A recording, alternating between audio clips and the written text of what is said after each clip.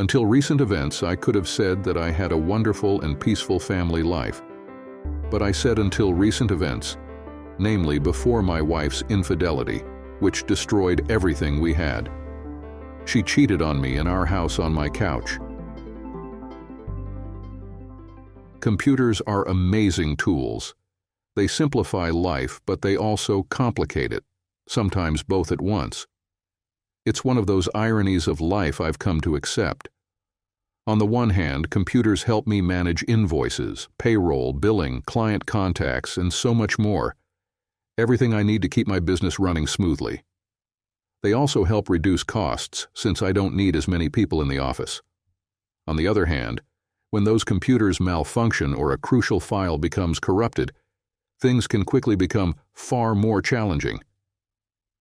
Over the 7 years I've run my family's landscaping business, I've experienced several computer failures. Of course, I've learned how to minimize these issues. I keep both local and cloud backups of all critical data, and have built some redundancy into my key systems to reduce the impact on operations in case something goes wrong. Oh, I got so caught up in the tech talk that I forgot to introduce myself. I'm Donald Summers. Don to my friends and Donnie only to my wife and mother.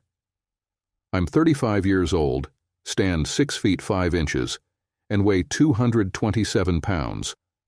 And I'm proud that most of that is muscle. Years of working outdoors have given me what my wife calls a weathered look, along with a deep, almost permanent tan. I've been married to the love of my life, Brittany Summers, formerly Carson, for the past 13 years. Brittany, who's also 35, is a personal trainer at a local gym. Unlike me, she has fair skin, blonde hair, and blue eyes, with a sprinkle of freckles across her nose. Britt stands 5 feet tall and is petite and athletic, as you'd expect from a trainer. With her pale complexion, freckles, and adorable smile, she looks a bit like a pixie. We have 2 children, our 9-year-old daughter, Danielle, and our 7-year-old son, Brian. My father started our business, Summers Landscaping. As a kid, I spent time working with him in the office. My mother had a difficult pregnancy with me, so they decided not to have more children, which meant I grew very close to both of them. It was always clear to me that one day, when my dad was ready to retire, I'd take over the business. When I got older, my dad insisted that I work in the field with the crews. He believed that would teach me more about how the business really worked than staying in the office ever could. To my surprise, I ended up loving it. I was never afraid of hard work, and I took to it naturally.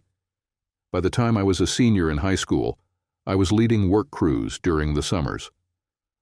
When I finally took over the business 7 years ago, I expanded both our client base and the services we offered.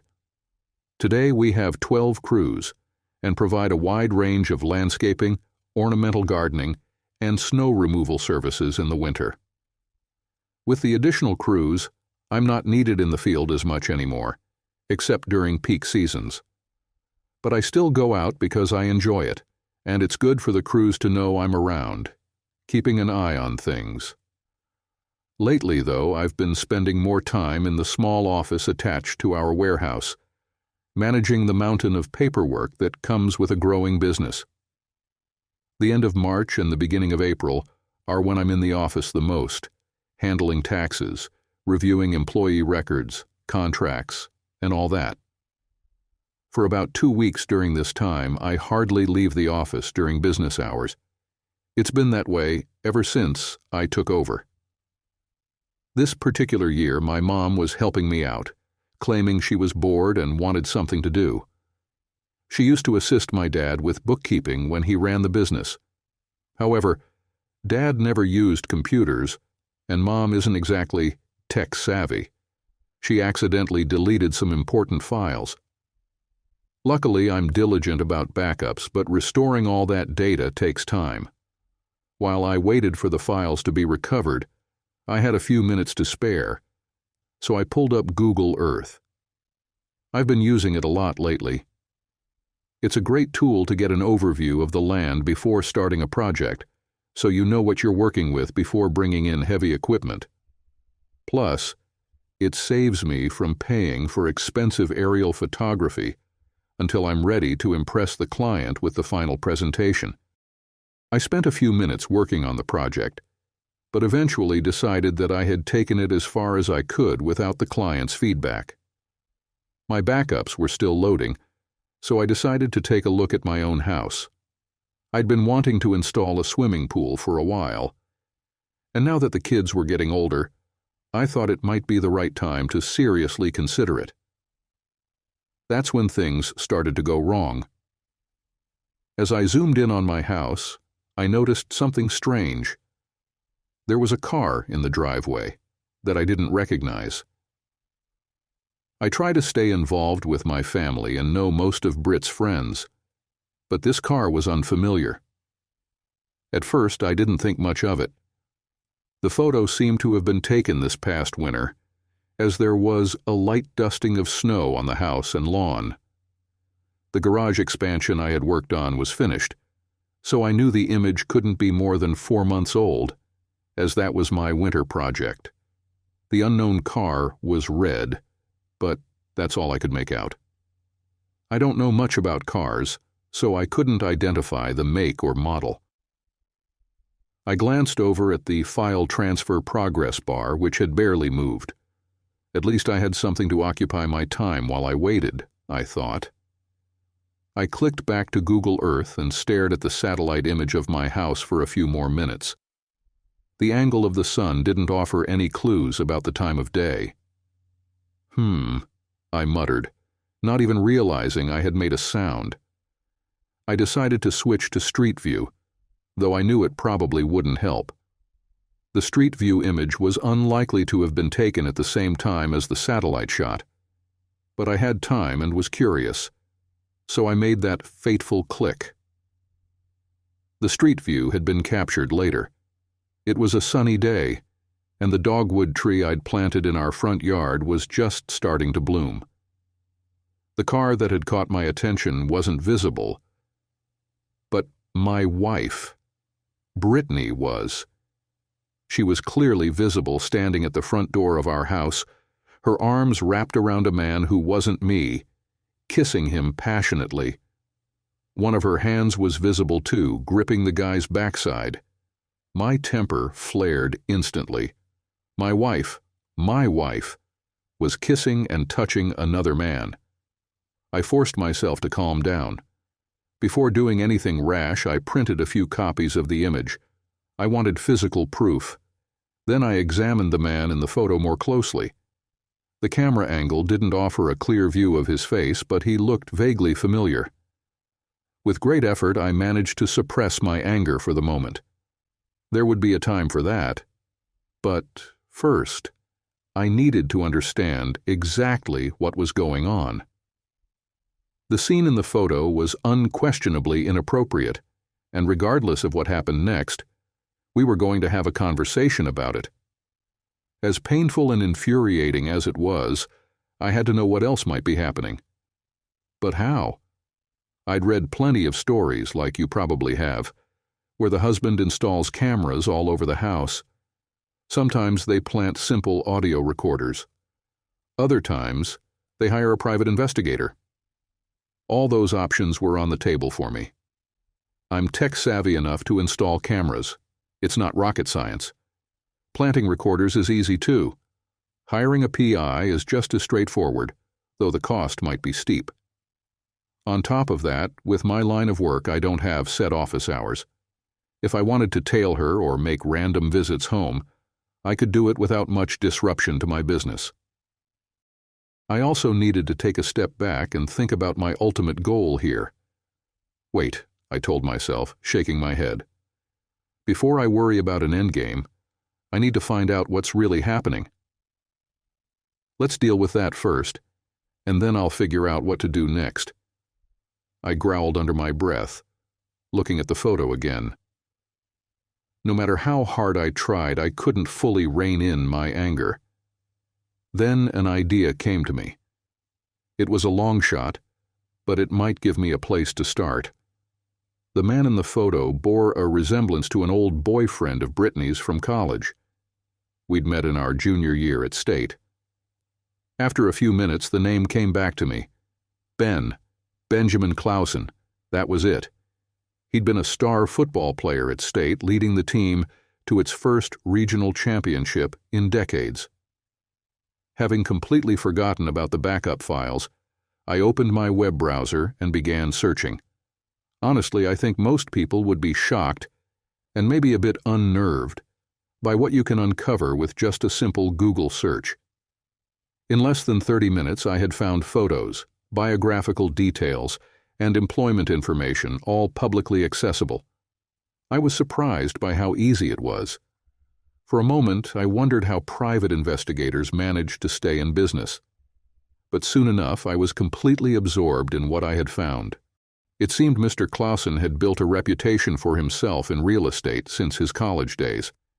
He had made an attempt to join the NFL, but a knee injury put an end to that. He initially moved to Denver, Colorado, before returning to our small town about 2 years ago to set up his own office. Based on the available public information, he appeared to be quite successful at selling property. I had to admit, he certainly had the looks to match the role of a top salesman. He had also gotten married and had a child. I thought his kid was a cute little boy. His wife, while attractive, didn't compare to Britt, at least in my opinion. Her name was Angela Clausen, formerly Miller, and she was 37. In the photo I found online, she had soft, curly, honey-brown hair. Her eyes were a nice shade of green, and she had a charming set of dimples when she smiled. She was a bit heavier than Brittany, but not overweight. To be fair, Britt was so petite that almost every woman would seem heavier by comparison. Angela was an accountant and worked at her husband's real estate office. I couldn't help but think what a perfect setup that was. As a realtor, he'd be out of the office regularly, but he'd always know where she was. It would make sneaking around for any extramarital affairs far too easy. And with her at the office, there was virtually no chance of her catching him in the act. Then, a wicked idea crossed my mind. I glanced at the clock. It read 10:33 a.m. I pulled up my local online directory and found the number for Benny Boy's real estate office, then made the call. "Good morning. You've reached Clausen Real Estate Agency, your trusted partner for all property needs.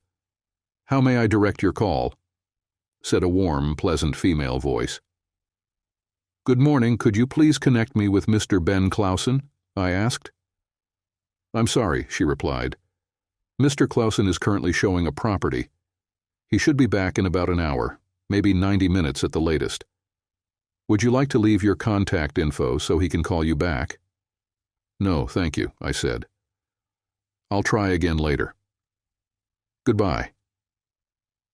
I ended the call and slipped my phone back into my vest pocket. I paused to think. I couldn't say for certain that there was an affair happening between this guy and my wife.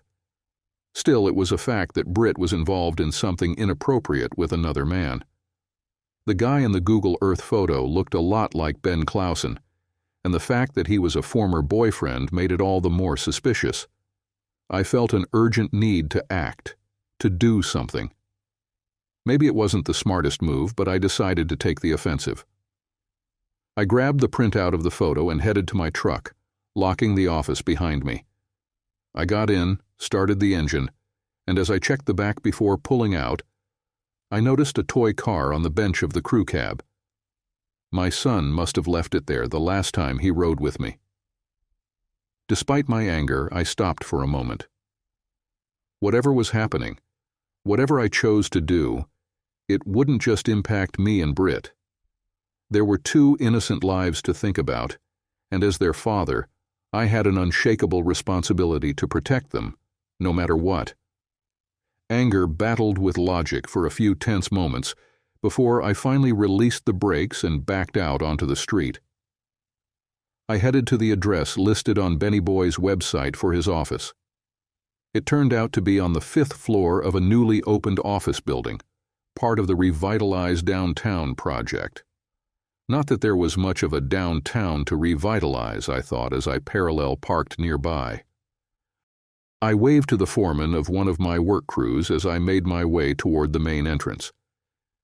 It was ironic that my company had the landscaping contract for this property. I reflected. The foreman looked slightly surprised as I entered the building instead of going over to speak with him. But I was on a mission. For now, my mind was on a completely different kind of business. I got a few odd looks as I crossed the atrium toward the elevators, but I was used to that. Even if my outfit, faded work jeans, heavy boots, a snug t-shirt stretched over my muscles, and a reflective contractor vest, didn't make me stand out among the business suits and skirts. My size certainly did. It always draws a few double takes from the pale office workers that populate places like this. After a brief wait in the elevator, I arrived on the 5th floor.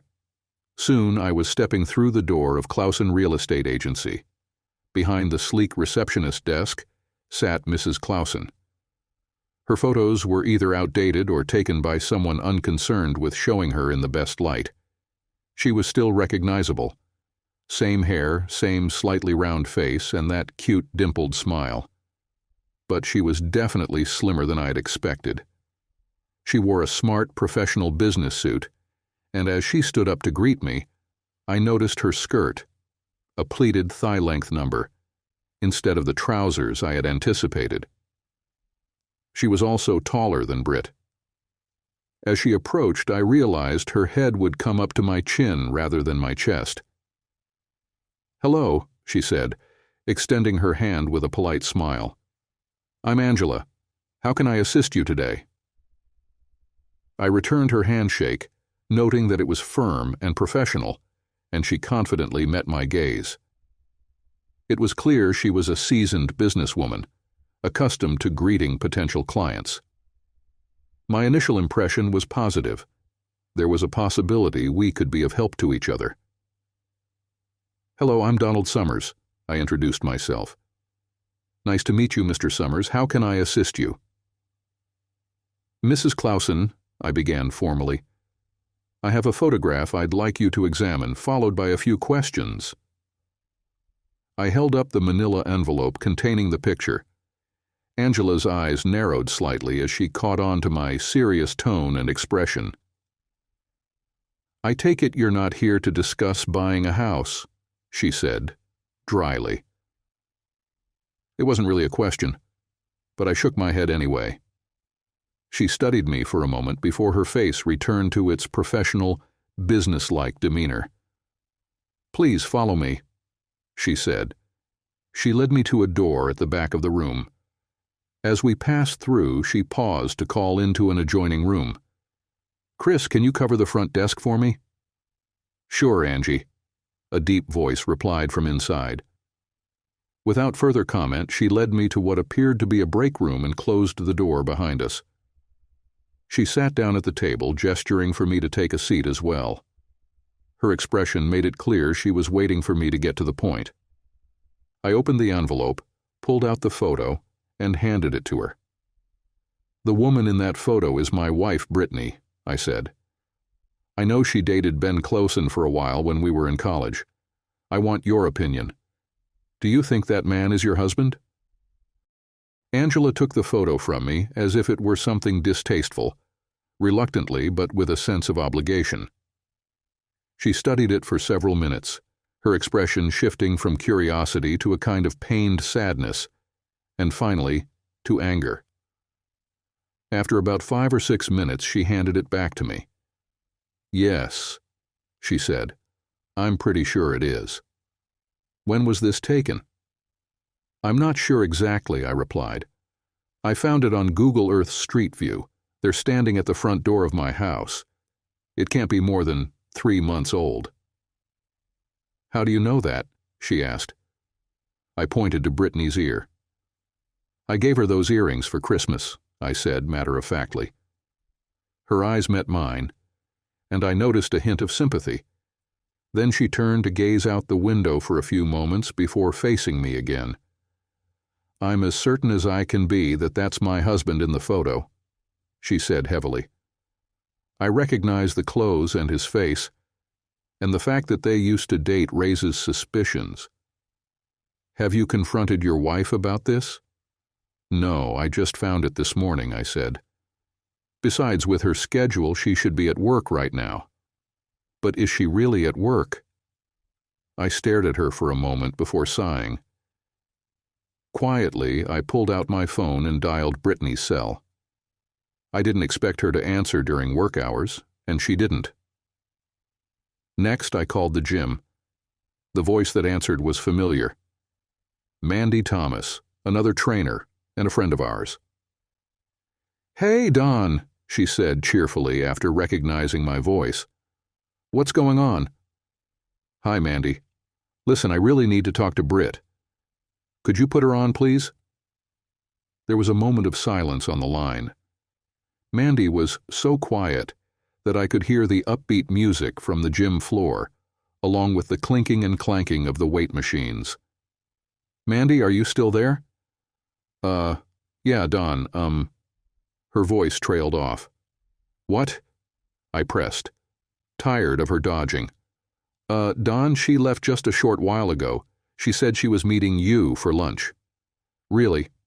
I responded coolly. "How long ago did she leave?" About 10 minutes ago," Mandy replied, sounding uneasy. She had clearly realized something was off. "And did she happen to mention where she was meeting me?" Yeah, she said something about going to Logan's," Mandy said nervously. "Thanks, Mandy," I said, then hung up. "So, what did she say?" Angela asked. "Just a moment," I replied. I opened the Find My Phone app. Britt and I both had it since she was always misplacing hers. I'd suggested getting her one of those phone cases that clip onto a belt or waistband, but she always dismissed the idea.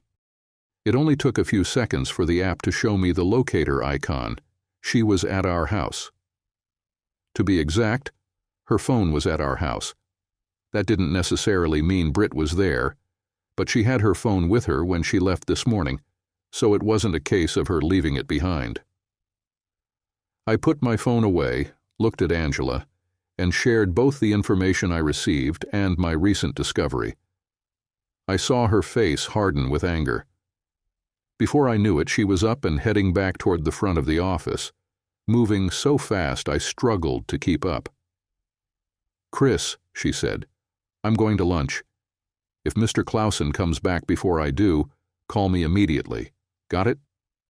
"Yes, ma'am," replied the startled worker. As we entered the elevator, Angela shot me a heated look. "Given my mood, you'd better drive," she snapped, aggressively pressing the button for the ground floor. "There'd better be a damn good explanation for that photo. I've already given him a pass once." "He's cheated on you before?" I asked, surprised. Then I realized it wasn't the best question to ask someone I had just met. "Sorry, that wasn't—" "Don't worry about it," she said, giving a half smile. "Yes, he has cheated before back in Colorado. Part of the reason we moved to Indiana was for a fresh start. I forgave him for Robbie's sake." Her expression softened when she mentioned her son, then hardened again. "But Robbie isn't a little boy anymore, and I'm not feeling very forgiving this morning." The first few minutes of the car ride were quiet. Eventually, though, Angela's curiosity, or her need to talk through her pain, got the better of her. "I'm a bit surprised your wife would be bold enough to bring my husband to your home," she said.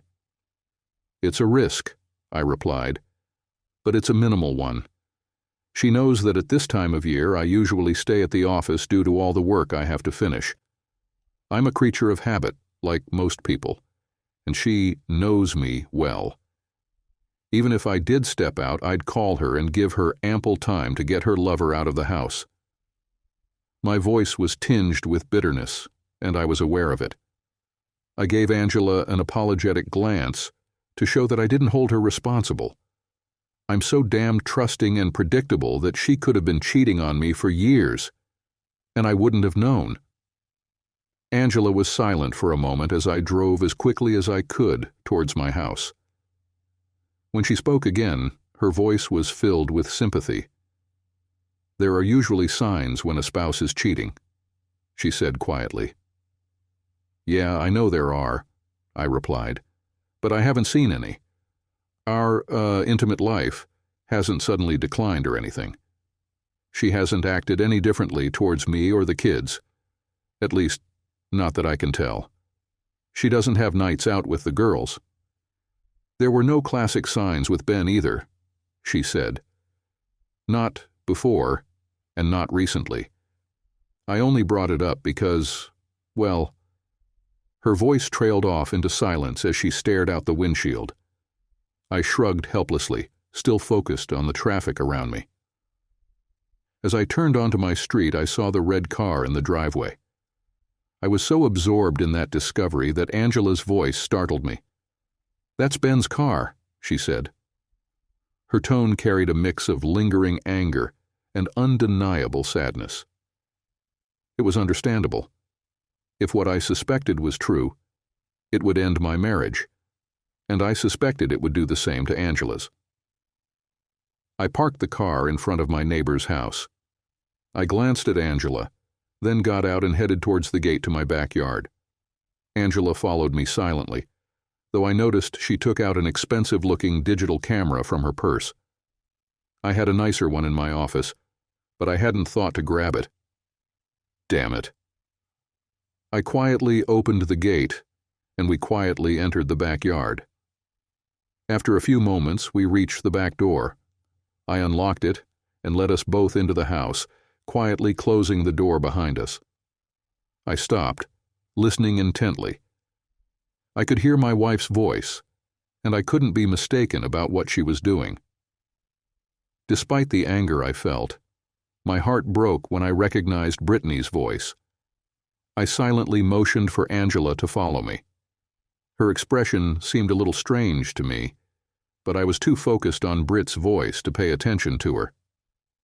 I moved silently through the kitchen to the source of the sounds, which seemed to come from the living room.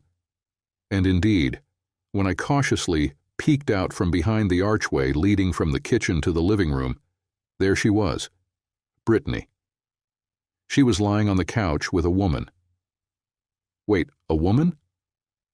I was confused and stopped abruptly to take another look at the scene that was unfolding in front of me. Then I noticed Benny Boy, who was standing against the opposite wall and taking pictures of what was happening on his tablet with one hand and with the other. It doesn't matter. I felt Angela, who was standing next to me, filming. The shock passed, and I felt anger rising in me. I tried my best to keep my composure, realizing that losing control could lead to disastrous consequences. Angela reached out and grabbed my elbow. I turned to her in despair, but she shook her head and tried to pull me back. Well, I thought, the damage to my marriage has already been done and captured on video. I could have waited a few more moments before I started destroying everything. I hesitantly stepped back, feeling sick of the scene. After a few moments of watching the two sweethearts having fun, Benny Boy joined them. My anger has already reached its peak. I literally lost control. Angela didn't have a chance to stop me. Ben Clausen was at least 6 feet 2 inches tall and weighed about 190 pounds. He was in good shape, but he couldn't match my size and strength. Something, perhaps the creak of a floorboard or just a sixth sense, alerted a strange woman to my approach. She turned away from the couch, her eyes wide with shock. She didn't make a sound, but it was too late. I was too close for anyone to run away or start a fight. I brushed past her. She was lucky I didn't hit her. She would have gotten what she deserved for getting involved with a married woman. I believe in gender equality. But I wanted to deal with Benny Boy first. I grabbed him by the hair and yanked him off the couch, causing him to collapse to the floor. "Ah!" he screamed in pain, trying to break free from my iron grip. "Ah! Ah! Ah!" Brittany cried out in shock, finally opening her eyes. "Ah!" the unknown woman screamed, her eyes wide with horror. "Shut up! All of you!" I roared, banging Benny Boy's head for good measure. The unknown woman tensed, as if about to run away. Holding Benny tightly by the hair, I fixed her with a steely gaze. I can only imagine how wild my expression must have been when I bared my teeth at her like a rabid beast. "Don't even think about running away. If you leave before I give you permission, I swear I can't vouch for myself that you touched my wife." I turned my attention to Ben, just as he finally managed to break free from my embrace. Instead of trying to pull away, which would have been a natural reaction, he put his head under my fist, which allowed him to get up. He suddenly punched me hard in the stomach. The pain only fueled my rage even more. In response, I stepped on his foot with my heavy steel-toed work boot. Judging by his scream, I must have hurt him somehow. He fell to his knees again and stayed there. I held my breath for a moment. This jerk really landed a good punch.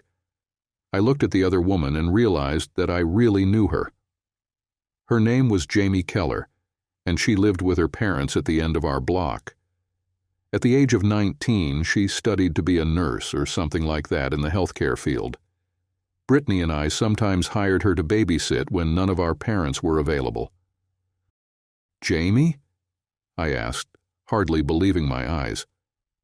The girl nodded, dejectedly trying to cover herself with her hands. Why are you—" I was at a loss for words. "I'm sorry," she said, almost in a whisper. "How long have you been sleeping with my wife?" I growled. "This is only the second time, I swear. There shouldn't have been a first time," I growled, still fuming. "For me, cheating is cheating. It doesn't matter if Brittany was with another man or another woman. If she was with someone other than me, it's still cheating." I picked up the tablet that had fallen out of Ben's hands when I interrupted his conversation with Brittany and Jamie. Holding it up so she could see, I said, "I have a video recording showing that you are doing very questionable things. Get out of my house right now and never come back.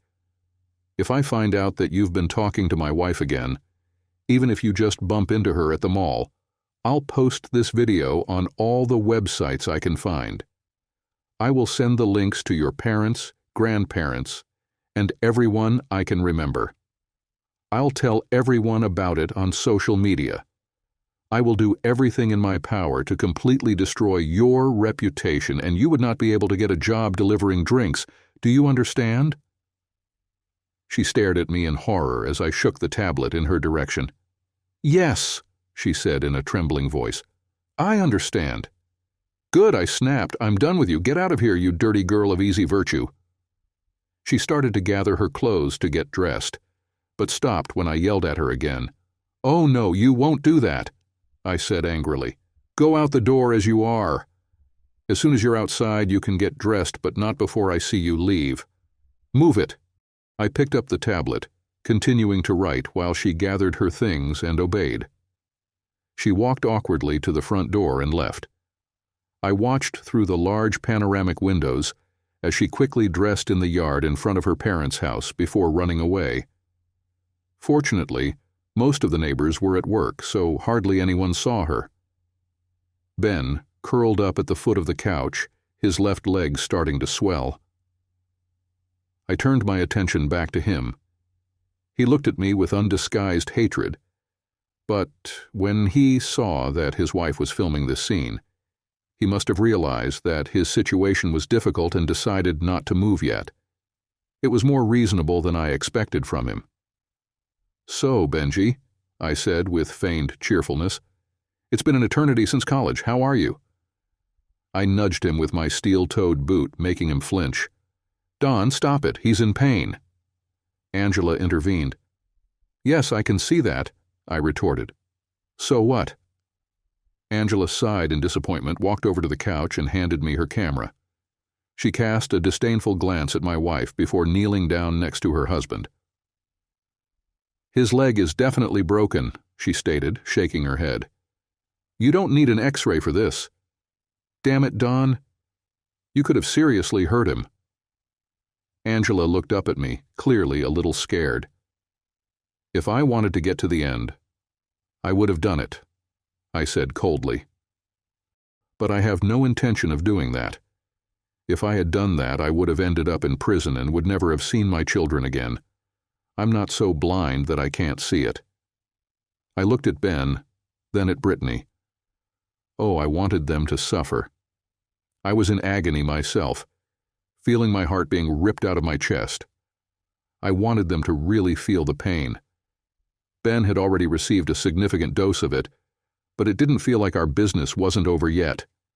After all, it takes two people to tango, or so they say. Well, in this case, it seemed like it took three, but who's watching this? The bottom line is that Brittany did not go unpunished. She volunteered for this, and I was determined to make sure she got her share of the suffering, too. I pulled my cell phone out of my vest pocket and dialed a number from speed dial, ensuring I was on speakerphone. It rang only 3 times before someone answered. Hi, George, I greeted, recognizing my father-in-law's voice. Brittany squeezed her eyes shut as she, too, recognized his voice. When she opened them again, she stared at me, silently begging me not to proceed with whatever she must have suspected I was about to do. Her silent pleas were in vain. I wasn't going to let her actions go unpunished. Why should I be the only one suffering? Don, he said with genuine pleasure, it's nice to hear from you. What's going on? Sorry to bother you, George, but something serious has come up. Is there any way you and Virginia could come by the house? The sooner, the better. What's happened? He asked, sounding concerned. Are the kids okay? The kids are fine, George. They're still at school, I reassured him. This issue is between Brittany and me. I know if I try to explain it over the phone, you might not believe me. Rather than go through all that, I'd prefer to show you irrefutable proof of what's happening. My father-in-law was silent for a long moment. When he spoke again, it was clear he had figured out part of what was going on. That wasn't surprising. I had respected him since we first met and knew he was an intelligent man. There were only so many reasons for a call like this. If it didn't involve the grandkids and was about Brittany and me, well... We'll be there in 15 minutes or less, Don, he said sadly. Please, try not to do anything rash before we arrive. Don't worry, I replied. I'll think very carefully about everything I'm going to do. I ended the call and then dialed my parents. After a remarkably similar conversation, I put my phone away. Brittany was sobbing uncontrollably, curled up at one end of the couch. She had attempted to get dressed or at least cover herself with a throw, but I stopped her with a mere look. She understood what I wanted. Brittany would have to go through her own public humiliation. Angela, however, wasn't keen on playing along with my dramatic approach. He needs to go to the hospital, Don, she said, calm but resolute. I understand that you want to completely ruin your wife's life. I don't blame you for that, but there are limits to how much I'm willing to support. All right, I said. But how about this? Instead of taking him to the ER directly, why not call an ambulance? She looked at me, assessing me with a cool gaze. I could see in her eyes the moment she realized why I made that suggestion. An ambulance would take about 10 to 15 minutes to arrive, and once they got here, they'd spend some time assessing the patient before transporting him to the hospital. In other words, by suggesting an ambulance, I was hoping to delay her departure without completely denying her request to get the jerk some medical attention. Her look told me she appreciated my ingenuity, but disapproved of my vindictive side. Nevertheless, she sighed and nodded in agreement. "Forget about the flashing lights, Don," she said. "A few more minutes won't make much difference. But once your revenge fantasy is over, I need to take him to the ER. Do you understand?" "I understand," I replied. "You can keep the tablet and the camera until you have all the information you need from them. After that, return the camera. I'll need it for my own divorce. I don't care what you do with his tablet." "Thank you, Angela," I said. She nodded, then pulled out her cell phone, calling the real estate office to inform them of an emergency and instructing them to close up for the day. Mr. Clausen was heading to the ER. As I listened, I couldn't help but wonder why she was still with this worthless person. He had already betrayed her once, and she had said she was going to divorce him. Why stay? If I were in her shoes, I'd get rid of him faster than I'd toss a live grenade. My parents were the first to arrive, which wasn't surprising since they lived closer. I opened the door to let them in, and my mom was the first to spot Brittany and Benny Boy. She froze in her tracks. My dad noticed them moments later, and his reaction was one of shock and confusion. "Donnie, dear, what on earth is going on?" my mom asked, clearly distressed. My father didn't speak, but his expression said it all. His gaze moved from the exposed, sobbing Brittany to the angry Angela, then to the hurt and half-dressed Benjamin, and finally settled on me. It was clear from his face that he needed no further explanation. He placed a comforting hand on my shoulder and squeezed it, while my mom continued to fume, red-faced, about the sight of her daughter-in-law in such a state in front of her and two strangers. "Donnie," she demanded again, "what is happening here?" I explained everything to her in detail, including every detail, and even offered to show her the video from 2 different angles. She quickly refused, and her face turned even redder. She grabbed the blanket from the back of the couch to give it to Brittany, but I stopped her. "No, Mom. I want George and Virginia to see her for who she is," I said. "I want them to understand, without any doubt, that I didn't ruin our marriage." "Oh no, Donnie, please don't say that," Brittany pleaded. "Shut up," I blurted back. "What did you expect? I came in and saw you cheating on me in our house on my couch, and you didn't think I'd want a divorce? You must be one of the stupidest people I've ever met." She seemed to have withdrawn into herself, curled up on the couch while we waited for her parents to arrive.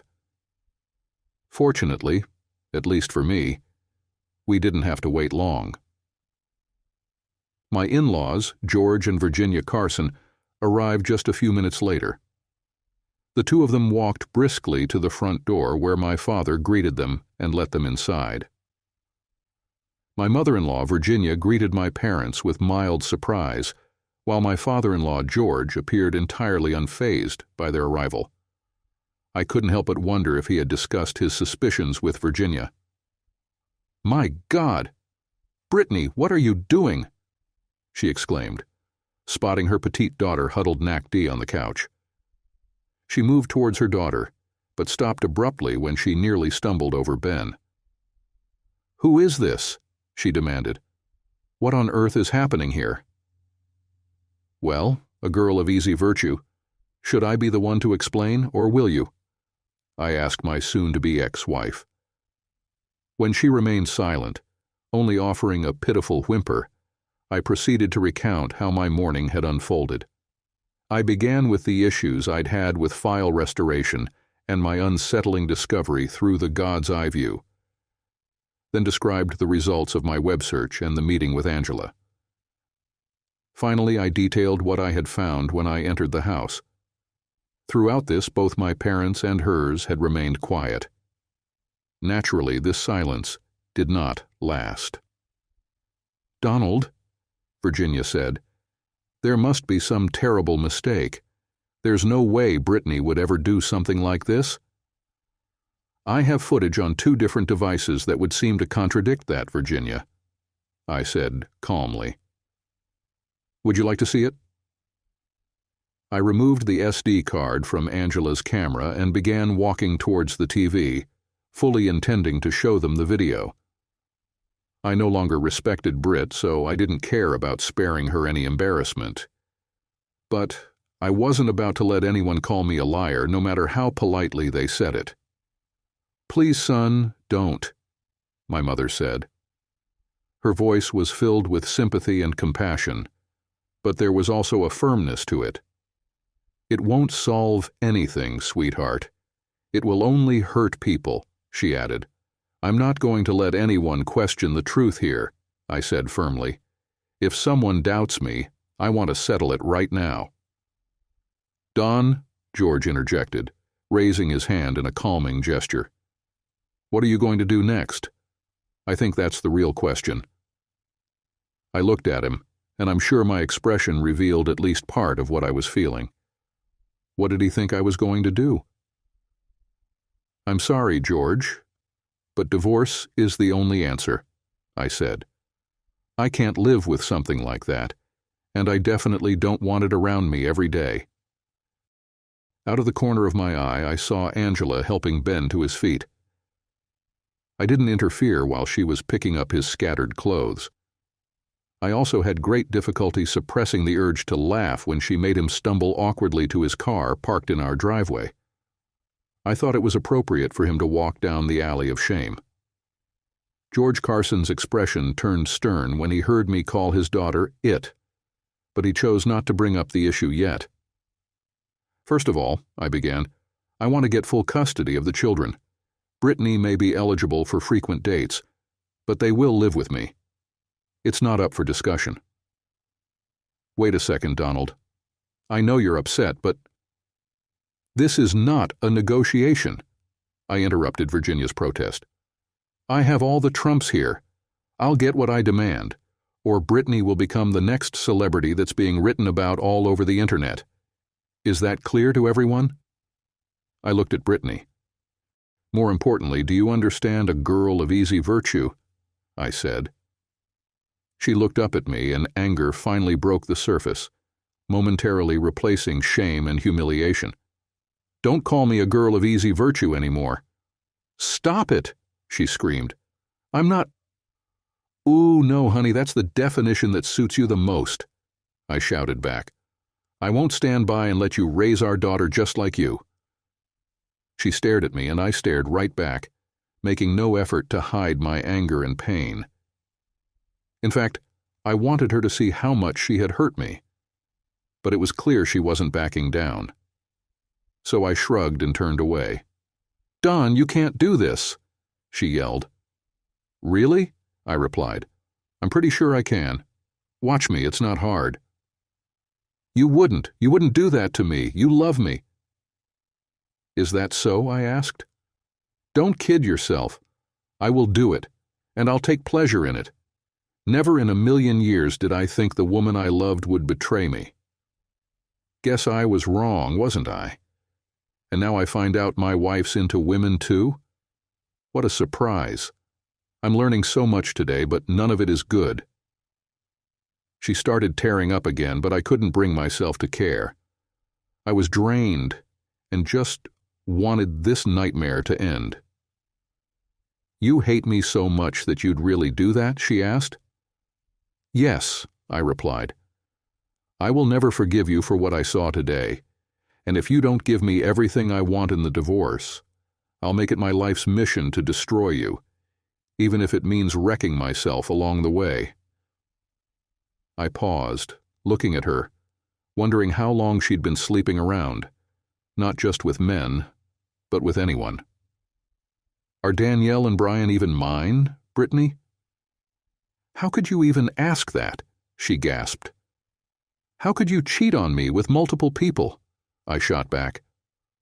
"Honestly, right now I wouldn't believe you if you told me the sky was blue. I thought you loved me. I loved you and trusted you completely, thinking you'd never betray me. Now I don't know what to believe. I never imagined you'd turn out to be this way."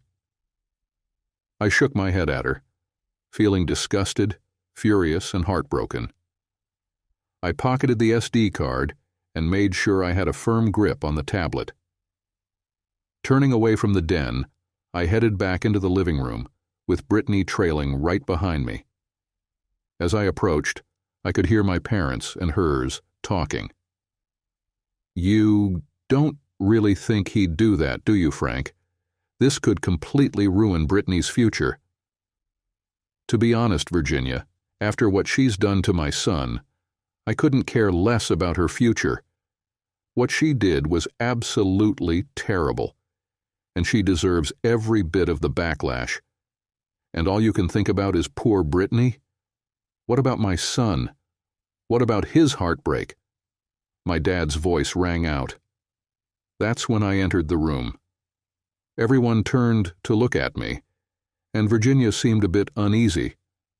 I shot her a look of disgust but didn't bother saying anything. After all, Britt was her daughter, and I guess she couldn't help but defend her. "Look, Don, I don't think it's right to push for full custody," Virginia started. "At this age, children need their mother." "Mrs. Carson, I'm sorry. Did I somehow give you the impression that I care about your opinion?" I cut in. "Go ahead, fight it if you want, but you know what the outcome will be. Frankly, I'm shocked that neither of you seem to care that your daughter is a cheating liar. But whatever. I just wanted to make sure you knew. You can leave now. It'd be great if you took Brittany with you, but you probably won't." Both of them looked at me like I'd slapped them. Then they started talking over each other, calling me rude and hoping Brittany would take everything from me in the divorce. Same old story.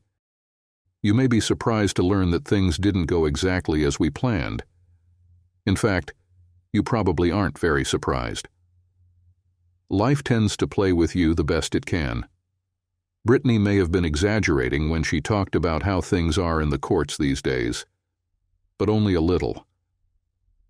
To be honest, I didn't think Brittany was stupid enough to expose my bluff about the video, but she did. The problem for her is that I'm not bluffing. If I say I'm going to do something, I do it. Although my parents, my lawyer, and even Angela told me it was a terrible idea. When the judge recognized her custody rights, Brittany gave me the most smug smile I've ever seen. I just smiled back. As soon as I returned to the room where my parents allowed me to live, I grabbed the tablet that Ben had left and drove to the nearest cafe. Using their Wi-Fi, I uploaded my edited selection of videos to all the sites I could find. I also used Ben's tablet and his email address to send links to every member of Brittany's family I could think of. After that, I threw the tablet into the river. I even posted links to Ben's social media accounts. The idiot never changed his passwords, even though he knew I had his tablet. Just a month after I published my masterpiece, she lost her job at the gym because of it. But she still retained custody. Fortunately, since our divorce was finalized before she was fired, I didn't have to pay spousal support. It was a bit of a relief, but I would have taken everything I could get. She tried to claim a part of the family business, but failed completely. She didn't do a thorough research. You see, I don't actually own a business until my father dies. He's the owner now, and I'm just running it for him. He pays my salary. I have never invested either my own money or our common money in the business. Everything I invested came from a charitable foundation that my father founded many years ago, and I had the documents to prove it. So at least this part of my life was safe from my financially greedy ex. The judge ordered me to pay Brittany $600 a month in child support. My lawyer couldn't prevent that, but he was able to delay the payments until we got the results of a paternity test for the kids. I pushed for the test mainly to spite Brittany, not because I seriously doubted I was their father. Still, it was a huge relief when the lab confirmed they were mine. Brittany got half of our savings and half of the checking account, but she didn't get the house. She couldn't afford it, especially after losing her job at the gym. My lawyer managed to force a sale of the house. Don't ask me how, I'd rather not know the details. We split the proceeds, and she bought a smaller house in the same school district. I felt a little sorry for the kids since I know they loved our home, but I couldn't bear the idea of my ex profiting from her betrayal. I bought a small 3-bedroom house nearby in the same school district. To afford it, especially with the child support payments, I had to seriously cut back on my spending, but I made it work. My dad wanted me to increase my salary, but I refused. If I did, the courts would just raise the child support, so it wouldn't benefit me. At least Danielle and Brian seemed to like my new house, though they hated that their mother and I weren't together anymore. I did my best to keep them distracted with other activities. We often went to the park, biked on trails, or hiked. Occasionally, if I had a little extra money, we'd go swimming at the aquatic center. We had a lot of fun together. On a personal level, I felt quite lonely. Brittany had been a great partner, and we shared an active and fulfilling intimacy life, which is why I never suspected her of being unfaithful. Once the divorce was finalized, I started dating again. I hadn't done anything wrong, so I saw no reason why I should go without having someone special in my life. Attracting attention from women wasn't difficult, so finding dates was easy. The intimacy was generally good, but I just didn't seem to connect with anyone on a deeper level. Don't get me wrong, there's nothing inherently bad about reaching out to a casual partner for a hookup, but that kind of arrangement lost its appeal quickly. I was craving something more, another meaningful relationship. From time to time, the kids would drop little bits of information about their mom. I understood why they did it, and it didn't upset me. They still didn't know the real reason we separated, and I hoped it would stay that way. Sharing stories about their mom was their way of trying to spark my interest, as they weren't used to living in 2 separate homes and didn't like the situation. I couldn't blame them, but I asked them more than once to stop bringing her up. I no longer loved or even cared about their mother, and nothing they said would ever change that or bring us back together. About 6 months after my divorce, I ran into Mandy Thomas, one of the personal trainers from the gym where Brittany used to work. I was at the grocery store, restocking after a week with the kids, who had, as usual, nearly cleaned out the pantry. "Hey there, stranger," came her bright and cheerful voice. "Oh, hi, Mandy," I replied. "How are you?" "Not bad, thanks. But more importantly, how are you doing?" I gave a small shrug and smiled. "I'm all right, I guess. It's mostly work, home, and repeat. I really just look forward to the weeks I have the kids. They're already excited for Christmas, even though it's not even Halloween yet." She laughed, and I couldn't help but notice her toned figure, bright green eyes, and shiny auburn hair. It caught me off guard to realize she was checking me out, too. The last I knew, Mandy had been seeing someone, but maybe she was single now. Her next words seemed to confirm it. "So, are you seeing anyone, Dawn?" "Nothing serious," I answered, shrugging again. "Honestly, I haven't really clicked with anyone yet, you know." "I get that," she said, leaning forward and gently touching my arm. Mandy was at least 7 inches taller than Brittany, which meant she didn't have to step far back to look me in the eye. I liked that. In fact, I thought to myself, I could probably like her in general. She was attractive, smart, funny, and I bet she'd be quite fun in bed, too. Her soft laughter pulled me out of my thoughts. "Do you like what you see, Dawn?" she asked with a playful sparkle in her eyes. "I do," I said, deciding to go for it. "I like what I see very much, Mandy." "So, do you have any plans for dinner tonight?" "As a matter of fact, I don't," she said, stepping closer. "How about you come over to my place and I'll cook for you?" I suggested, gently wrapping an arm around her waist and pulling her close. "And after that, maybe we can talk about dessert." My relationship with Mandy did wonders for restoring a confidence I hadn't even realized was missing. She was creative and responsive as a lover, and she turned out to be even more intelligent than I initially gave her credit for. She was funny, great with the kids, and a fantastic listener and friend. After our third date, we agreed to be exclusive, and I never once regretted it. There was just something irresistible about her. With Mandy, I found the companionship I had been lacking for so long. You could say she made me feel complete, though that might sound a bit sentimental. Either way, I was genuinely happy, really happy, for the first time since the divorce. We had been together for several months when I received an unexpected call from my ex-in-laws. "Hello," I answered. "Hi, Donald, it's George Carson." "Yes, George. What do you need?" I replied, not exactly thrilled. I used to like George, but that ended during the divorce. I'll admit, getting Brittany involved in the adult film industry didn't help things. But hey, when you think you have nothing left to lose, you make some wild choices. "I wanted to let you know we have the kids right now. Brittany is in the hospital, and Virginia and I would like to stay with her. Could you pick them up?" he asked. "Of course. When works best?" I said. There was a pause, probably because George had expected me to ask why Brittany was in the hospital. That was naive of him. Why would I care?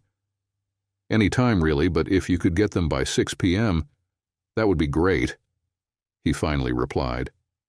"No problem. I'm free now, so I'll head over," I responded. "Don't you care at all that Brittany's in the hospital?" he asked before I could hang up. "Not really," I said. "Unless it's contagious and could harm the kids." "Is it?" "No," George replied with a heavy sigh. "She's at Catherine Center." Ah, that made sense. Catherine Center was a psychiatric facility, though in today's politically correct world, they'd never call it that. Instead, they labeled it a mental wellness and stress clinic. Fine, whatever. "Well, as long as it doesn't affect the kids, I really don't care," I said calmly and hung up. I finished my business, locked the office, and quickly headed for the Carson house. It was about 20 minutes away, and as I drove, my thoughts kept returning to Brittany. I rarely thought about her, unless I was reliving the nightmare of her betrayal. But now I'm wondering again why she ruined our marriage and destroyed our family. After the divorce, I thought about it a lot, but I never bothered to ask her directly. I didn't trust her, and doubted that she would ever be honest with me. I have already dismissed most of the typical reasons why people cheat. Here are a few suggestions that I've considered why she might have done this. 1. I was looking for someone with a banana. Definitely not. I saw it at Benny's, and I can definitely say no. 2. Financial security. None. Of course Ben had money, but so did we. We had a solid savings account, a nice house in a great neighborhood, and we had no problem paying the bills. We weren't rich, but we were comfortable. 3. Unsatisfactory intimacy. No way. We were close at least 3 times a week, sometimes more often. I've always been open to trying new things, so no, I didn't think that was the problem. 4. Cruel spouse. No way. I've never raised a hand against her. 5. Have I cheated? Definitely not. I haven't touched another person since we started dating. 6. Was she gay? Number. So why did she do it? I didn't know, and it didn't matter anymore. The moment I saw her with someone else, our marriage was over. Infidelity for me is a deal breaker. If you can't be faithful, don't commit yourself.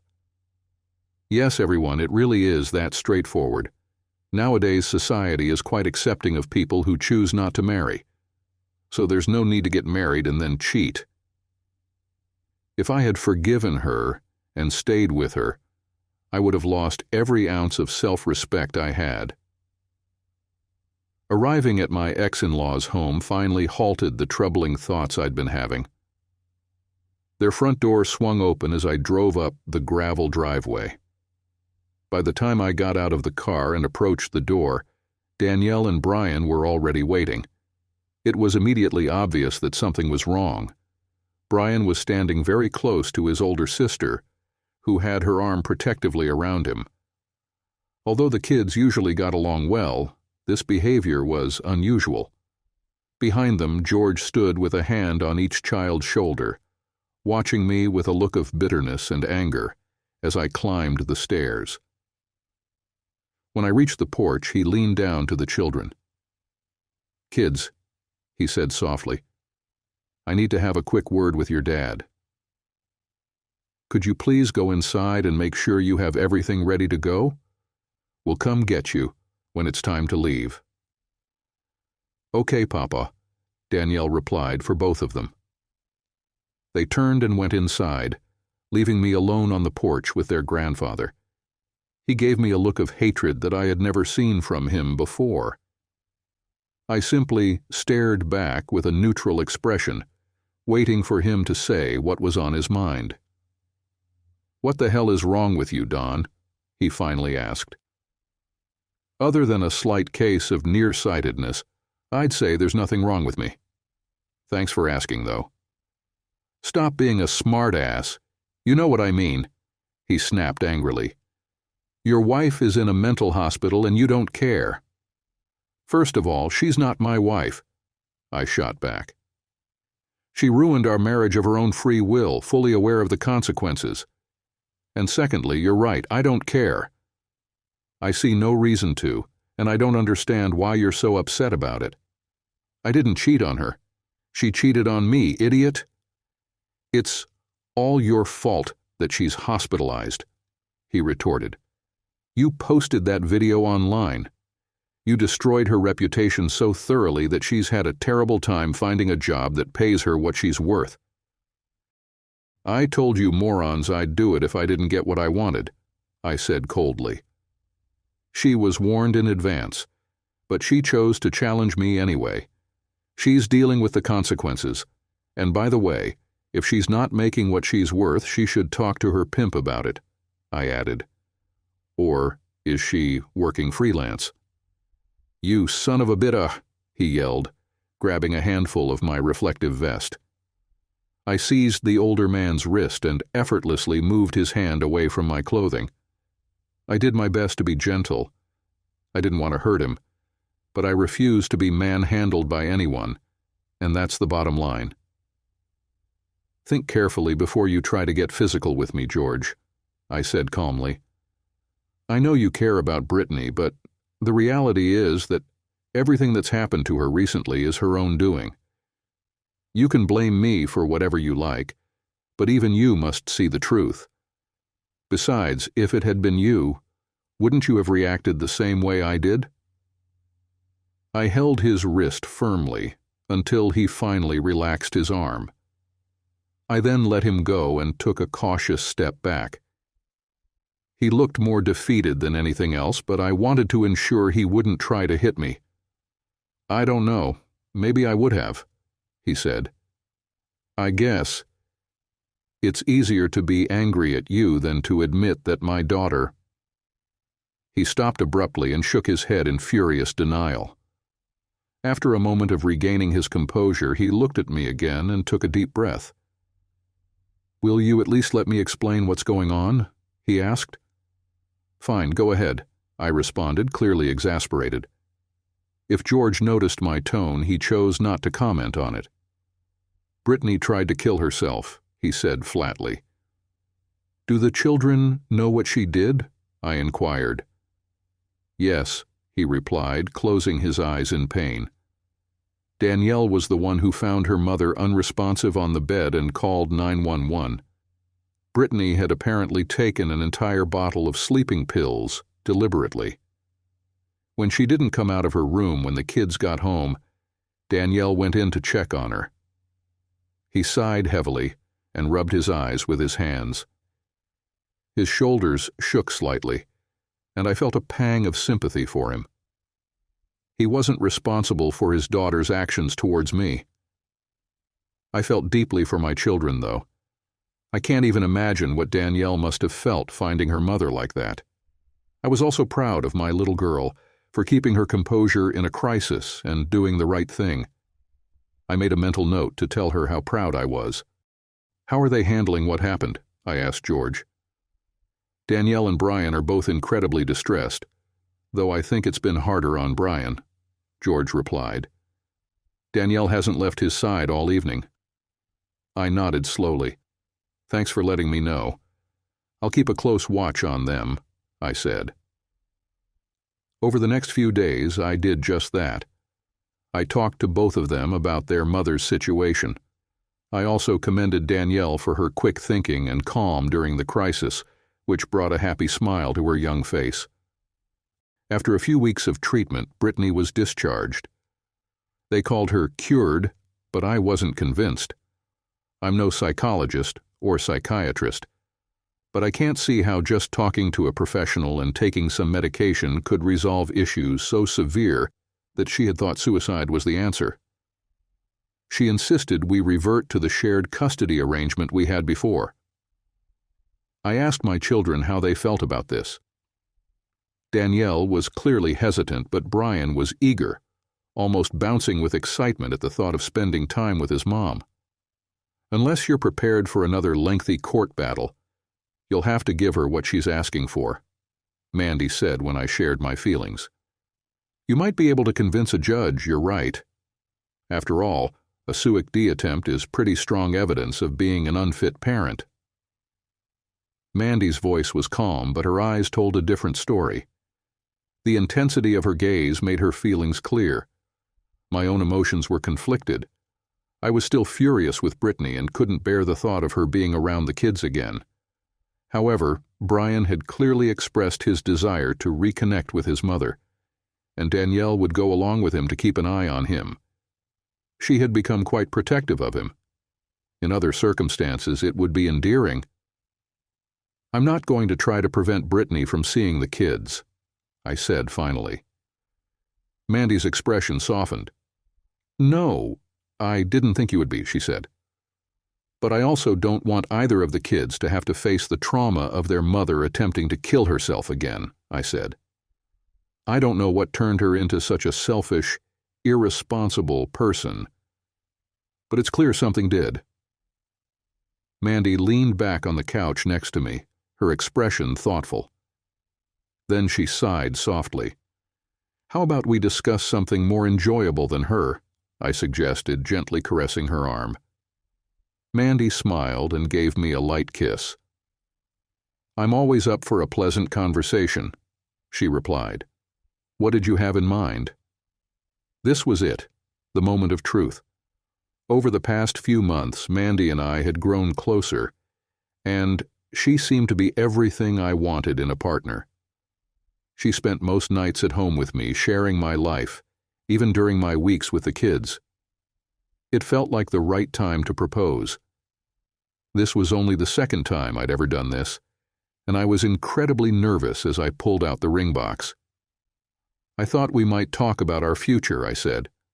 "Mandy, I love you, and the kids love you too. I love being with you and hate being apart from you." "Mandy," I opened the ring box and presented it to her. "Will you marry me?"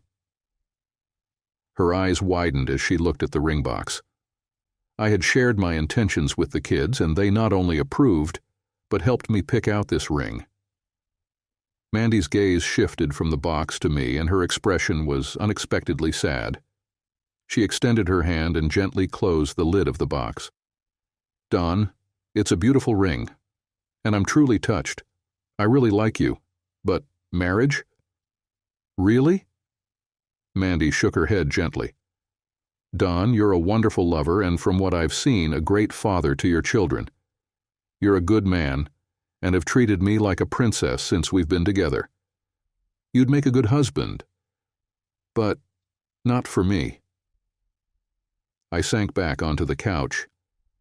"I don't understand.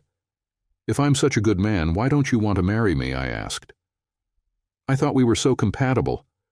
We could be truly happy and build a wonderful life together." But Mandy shook her head sadly, her eyes full of regret. She reached out to gently stroke my face, wiping away a tear I hadn't even realized was there.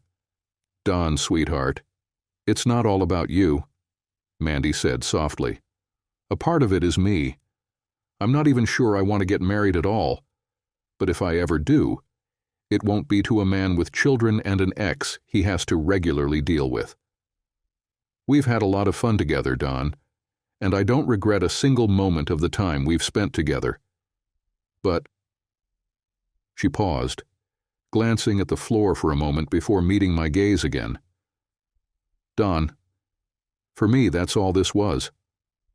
Just fun. I wanted to be with you without protection. It wasn't because I wanted to get married." I wasn't sure, but it felt like the shattered pieces of my heart were pressing against my diaphragm. That must have been what made my breath catch in my throat. But I didn't make a sound. She had already begun to crush my feelings. I might as well let her finish. "Looking back now, I understand why you thought being exclusive meant more than just a good time. I'm sorry. I genuinely didn't mean to lead you on. In fact, it never crossed my mind that you might want to marry again, given what you've been through," she said. "I see," I replied quietly. I withdrew my hand and looked down at the ring box still in my palm. I sighed, shrugged, and nonchalantly tossed it over my shoulder, not caring where it landed. "Thank you for being honest with me, Mandy," I said. "I'm sorry for burdening you with my issues. Please forget I mentioned, you know." I knew it was pointless to apologize further. Mandy was already grabbing her coat and purse. Anticipating what was coming, I stood up and walked to the door to meet her. I opened it for her and watched as she stepped out. She lingered at the threshold for a moment, looking up into my eyes. It seemed like she wanted to say something, but she didn't. We shared a final glance before I leaned in to kiss her goodbye for the last time. She turned her head so my kiss landed on her cheek. Wow, I thought. I'm not even worth a final kiss. At that moment, I knew there was no hope for us, so I stepped back, closed, and locked the door behind her. The weeks following Mandy's departure were tough. I'd been dumped before. Not counting the dramatic end to my marriage, it had happened a few times. But for some reason, losing Mandy hurt more than most of those previous breakups. Maybe it was because she was the first woman I connected with on an emotional level, not just a physical one. At first, the kids asked me about why Mandy left. They wanted to know why she said no, why she didn't want to see us anymore. I explained that it wasn't them. She just didn't want to see me anymore. Danielle, who had just turned 10, was surprisingly perceptive for her age. I got the feeling from the look in her eyes that she had figured out more than I was letting on. If so, she kindly allowed me to stick with my simplified version of events. As time passed, my son Brian often brought up his mom during my days with him and his sister. Of the two, Brian missed our old family life the most. It wasn't shocking to me that in his own childish way, he was trying to reunite his mom and dad. I suppose that's to be expected. All I could do was continue moving forward with my life. Yes, I went on dates, and yes, some of them ended well. After what I'd been through, I made sure anyone I dated was on the same page. No more misunderstandings. But that didn't become much of an issue. None of the women I dated were looking for something permanent with a man in my situation. There were a few exceptions, of course. I went out with a couple of single moms who seemed open to something more serious until I mentioned the crazy, suicidal ex. That usually prompted them to find a reason not to see me again. Some didn't want their child exposed to that kind of drama. Others just didn't want it for themselves, and I couldn't blame them. But it made for a lonely life. I still kept in touch with Angela from time to time. She had divorced good old Ben, but she hadn't taken him for everything he had. She didn't want to keep the massive house they shared, saying it held too many memories. Plus, she wanted a home, not just a symbol of status. So they sold the house, split the equity, and each bought new homes, similar to what happened with me. Angela chose not to sell her share of Ben's real estate business, and she didn't push for the maximum child support she could have demanded. She also kept working at the office but minimized contact with Ben as much as possible. I'll admit, she's a stronger person than I am. There's no way I'd willingly spend that much time around Brittany. Still, she had my respect for handling it the way she did. Ben didn't get that much publicity because of his role in the adult home movie that I uploaded. I'm not sure why, but it didn't really bother me. It didn't seem to affect his business, or at least I didn't notice any impact. Angela never mentioned it when we talked, and I certainly wasn't going to bring it up. I had my own reasons for that. Angela never directly confronted me about uploading the video, which would have been a bit hypocritical of her anyway. She had predicted that I wouldn't get custody of the kids unless Britt allowed it. And of course, we all knew Britt would never do that, so the video's release was inevitable. Still, I could tell she was furious that I went through with it. She had wanted me to use it as evidence in the divorce, and was horrified when I told her what I really planned to do. I think part of her didn't believe I'd actually go through with it. In case anyone's wondering, no, Angela and I never got together. We're just too different in too many ways to ever be happy as a couple, and we're mature enough to acknowledge that. But we are friends, and she was always there when I needed someone to vent to.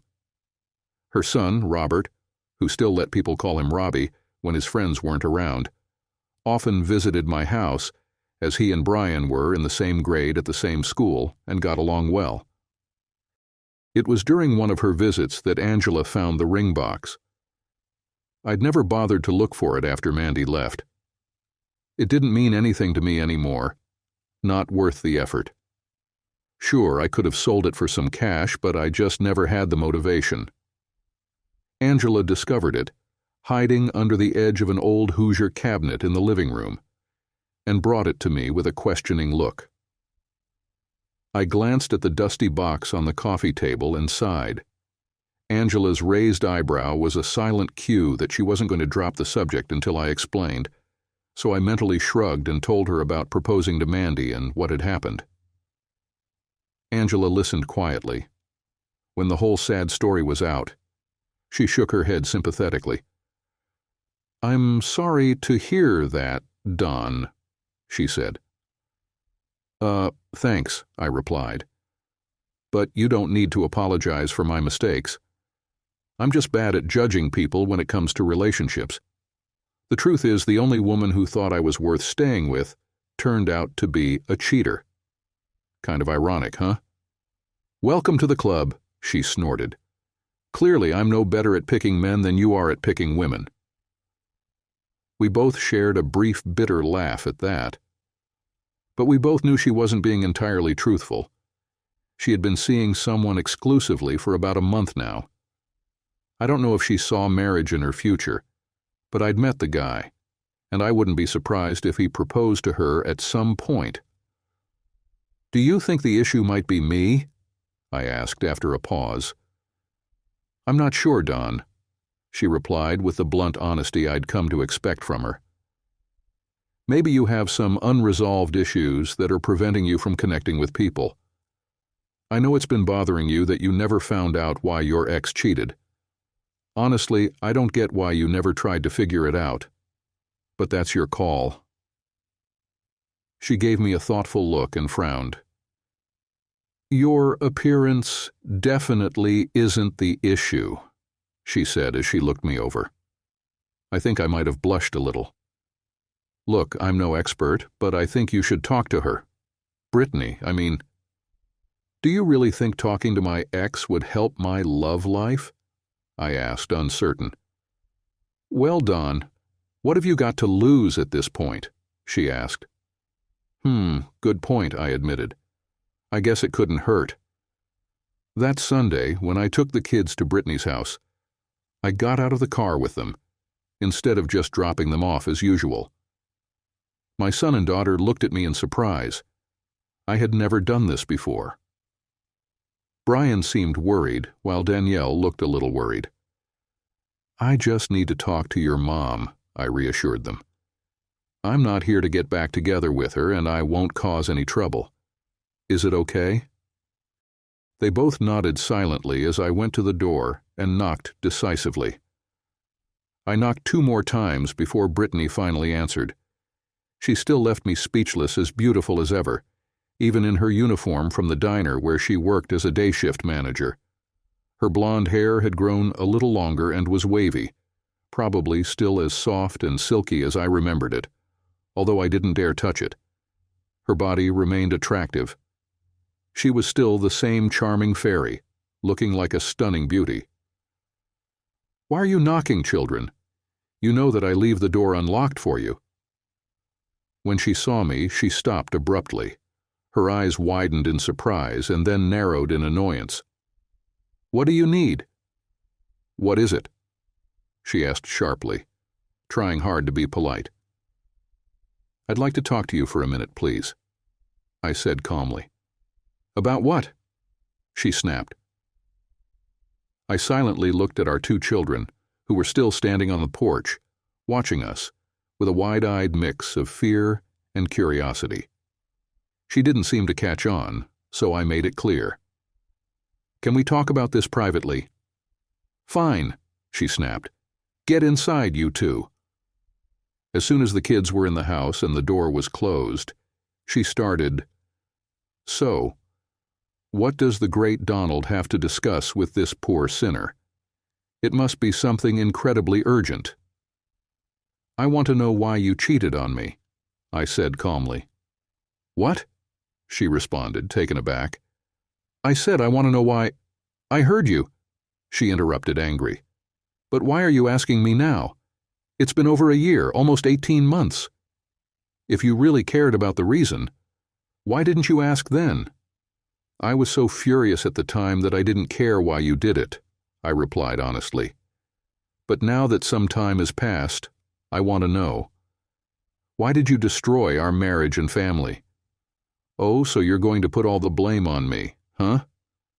Well, you are the one who chose to sleep with other people," I said, keeping my tone reasonable. "I never cheated on you. Not once. What we had was too important to me, and I always thought I could trust the person I loved the most. But if you don't want to answer, just say so, and I'll leave. I didn't really expect you to tell me anyway." Brittany's blue eyes glared at me, her anger obvious. I couldn't comprehend why she was angry. This situation was a result of her actions. All she had to do was stay faithful, and none of this would have happened. How hard could that have been? Even if she couldn't manage that, she could have at least divorced me before starting affairs. If she had, I might still have some respect for her. But she didn't even do that for the man she promised to love and cherish, for as long as we both shall live. I watched her face for a few moments, observing the range of emotions flicker across it like scenes on a movie screen. Finally, it seemed like she had reached a decision after some internal struggle. She dropped her gaze to the porch for a few seconds, gathering her thoughts, then looked back up at me. She hesitated. For a long time I've had these feelings, the urge to be with another woman. Her voice was so soft I had to strain to hear her. Why didn't you explore that in college before we got together? I asked. I tried a couple of times, but I always backed out, she admitted. I was afraid my parents would somehow find out, and I was scared my friends would label me as some sort of lesbian just because I wanted to experiment. After taking a moment, she continued. Jamie used to talk to me when she'd come to the gym. She once confessed to me that she had those same urges. I told her she was lucky. There's much less stigma around bisexuality in women now. She could experiment without fear. At the time, I didn't realize that the woman she wanted to explore things with was me. She gave me a smile, but it held no warmth.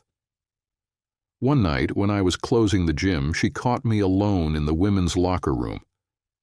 The way she made me feel was incredible. After that first time, I knew I couldn't give her up. So, does that mean you've decided you're gay? I asked, stunned. I'd been so sure that wasn't the answer. But Brittany shook her head. No, I'm not a lesbian, she said, but I am definitely bisexual. She paused again, searching for the right words. But it wasn't just about that. I knew how you felt about monogamy, and I realized that even if I could stop seeing Jamie, it wouldn't matter. That one time would be enough to end things for you. Well, you were right about that, I said. I made it clear from the start. Yes, you did, she agreed. So all it took was having an affair with someone else to destroy everything we've built over the last 11 years, I said in a flat voice. Strangely, I felt even worse than before. I didn't know what I expected to hear, but it certainly wasn't that. I never said it was easy, Donnie, she replied, and for the first time in a long time I saw something other than anger on her face. Damn it, Brittany, it couldn't be that hard for you. It's been so long and I still can't believe what you've done, I said, feeling anger rise in me, despite promising the children to keep everything under control. After a few moments, I managed to pull myself together, but it wasn't easy. What about Benny? I asked. He's definitely not some other woman. No, it's not like that, Brittany sighed. He came to the gym and signed up for one of my push-up classes. We started chatting, and eventually he became one of my personal training clients. He began to recall the time we spent together in college and eventually began to suggest, as he put it, having a little fun on the side. But I always refused him. She paused, turning away for a moment. I didn't rush her. What she was saying, no matter how disgusting and painful it was, sounded like the truth. And if Angela was right, I needed to hear it all. After a while, Brittany turned to face me. I've always had fantasies about being with another woman. After Jamie and I slept together, those barriers collapsed. I knew that if you ever found out, I was already up to my ears in this. And I also knew that you would never agree to a threesome. But Ben? He was thrilled with the idea. But first he wanted to be alone with me. So I slept with him for a few weeks, and then finally we had that very evening. It was amazing until you messed it up. For once, her tone was straightforward, not accusatory. In a twisted, unsettling way, I could understand why she might feel that way. As much as I hated to admit it, she was right. Her sleeping with, and, yes, she used the phrase, making love. Jamie Keller was more than enough to end our marriage. With that being the case, why not pursue her other fantasies? If you're going down, might as well go all the way, right? I shook my head. I almost regret asking, I said.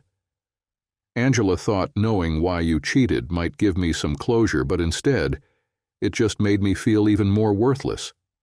I wasn't enough for you, and you didn't even have the decency to be upfront about it. You just went out and took what you wanted, without a second thought for me. Brittany gave a small shrug. "It didn't feel that way to me, Don," she replied. "Or at least I didn't think about it like that. I don't know if this helps or not. But the truth is, I didn't think about you at all until after it happened. Only then did I start considering the consequences. I didn't set out to hurt you or destroy our marriage. My mom says I'm a terribly weak person, and I guess she's right." I almost responded angrily, but I stopped myself. There was no point. I'd said everything already. Yet strangely, I started to realize Angela was right. Now that the initial pain was fading, I actually did feel a bit better. I had come to understand that I hadn't driven her away. It was her own desires that had led her astray. Her mom was right. She was incredibly weak. To throw away 11 years of marriage, a good home, and a family for a meaningless affair was the most ridiculous thing I'd ever heard. But at least it wasn't my fault. "Did you ever love me, Brittany?" I asked softly. "Of course I did," she responded. "Part of me still does, I suppose. Aside from the impact it's had on our kids, I regret hurting you too. That has to mean there's still some love left." "Were you ever faithful to me?" I asked next. "Yes, I was completely faithful, until the night Jamie and I slept together," she admitted. "After that, for the rest of the year, I behaved like a girl of easy virtue." She lowered her head and let out a heavy sigh. "My therapist helped me realize how wrong I was," she continued, her voice low. Then her tone shifted, anger bubbling up again. "But you didn't have to destroy everything." She jabbed an accusing finger at me. "You wrecked my relationship with my parents. You trashed my reputation so badly that I can't even work in my field anymore. Moving to another state won't even fix it, and you ruined Jamie too. She won't even talk to me now, and I've heard people say she got dragged down with me after you released that video. How could you do that?" "I warned you," I said calmly. "I told you what I would do if you didn't agree to my terms in the divorce. You could have stopped all of it, but your pride got in the way. You thought I was bluffing, just because you're a liar. But I'm not like you, Brittany. I follow through on what I say. You, of all people, should have known that. Don't try to blame me for your mess." She shook her head angrily. "No, you went too far. You needed revenge because your fragile male ego was hurt. You couldn't stand the fact that I needed more than what you were willing to give." "No, Brittany," I said, my voice cold. "If that were true, you should have been honest with me. You should have come to me and asked for a divorce, like an adult. I would have been furious. I probably would have hated you. But at least I would have respected you." I looked at her with contempt. "But instead, you chose to act like a girl of easy virtue. You're not even worth as much as a streetwalker. At least they're upfront about who they are, and they get paid. It horrifies me that someone like you has any influence over two young, impressionable children. But the courts have spoken, and I can't change that. I just hope your sickness ends with you." I gave her a contemptuous look. Tears streamed down her face as she gazed up at me. Damn it, I knew this was a mistake. There's just too much anger and bitterness between us to have a civil conversation. It's not like I said anything I didn't believe, but I really hadn't planned to get into this today. Oh well, at least I got the answers I came for. I decided to leave and let Brittany drown in her own misery. I turned to walk away, but to my surprise, Brittany stopped me. "Don't go, I have questions too," she called out. "Like what?" I asked, incredulous. "Why were you so quick to give up on me? Why didn't you fight for us?" "That's a ridiculous question," I snapped. "Don't you remember all the conversations we had while dating? The ones about infidelity and how it destroys families? I told you back then that cheating was the one thing I wouldn't tolerate. No questions asked. It's a deal breaker. I will never put up with it. You knew this before we got engaged, let alone married. The moment you slept with someone else, there was nothing left to fight for. She trembled slightly and a soft sob escaped her lips. But she quickly wiped her tears and gathered herself enough to ask her next question. How did you find out? She asked. We were so careful, and you never break your routines. I let out a dry, humorless laugh. Believe it or not, it was completely by accident, I said. I then told her the whole story of that awful morning. As the story dragged on, her eyes widened more and more. By the time I finished, she had sunk down onto one of the cheap metal chairs she kept on her porch. That story is so improbable, it almost has to be true, she said. Google Earth, of all things. I had a God's eye view of it, I replied, with a hint of bitter humor. I have to admit that if it had happened to someone else, it might have been amusing. Sometimes life works that way. Did you need to ask anything else? I inquired finally. No, she said very softly. She looked at me for a long moment. When she spoke again, she truly surprised me by saying things I never expected to hear from her. Don, I'm sorry. Really, truly sorry for my selfishness, she said. I know I have no right to be angry with you. My therapist says that my real anger is directed at myself, though it comes out as anger toward you. For what it's worth, I've told the kids that our divorce was my fault, not yours.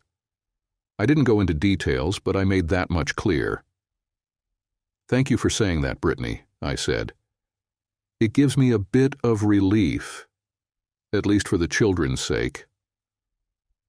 And then I turned and left. It was the last time we would speak to each other face to face for a long while. Another year went by, and my love life, or lack thereof to be more accurate, remained unchanged. I still had the occasional fling with someone interested, but there was no hint of a meaningful relationship. I had pretty much come to terms with a life of intimacy without love. Yes, I'm a hopeless romantic. Stop teasing me. I've heard the saying, time heals all wounds, countless times, and I suppose there's some truth to it. Time seemed to be taking its sweet time, but I noticed I was slowly letting go of my bitterness. Spending time with my children brought me genuine joy. Watching them grow and learn was truly rewarding. Brian, though only 10 years old, was already showing interest in the family business.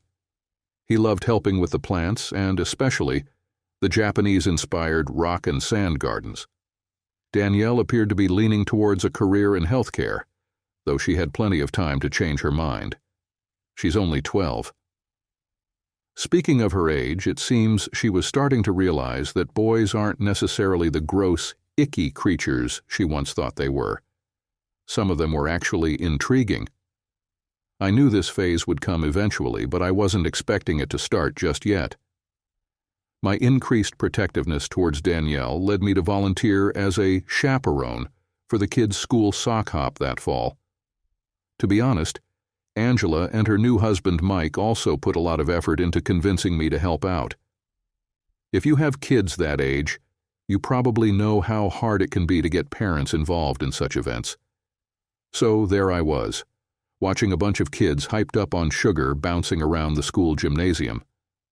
The music was incredibly loud and, well, I'll spare you my thoughts on its quality. I guess, even though I'm only 37, I'm officially old-fashioned now.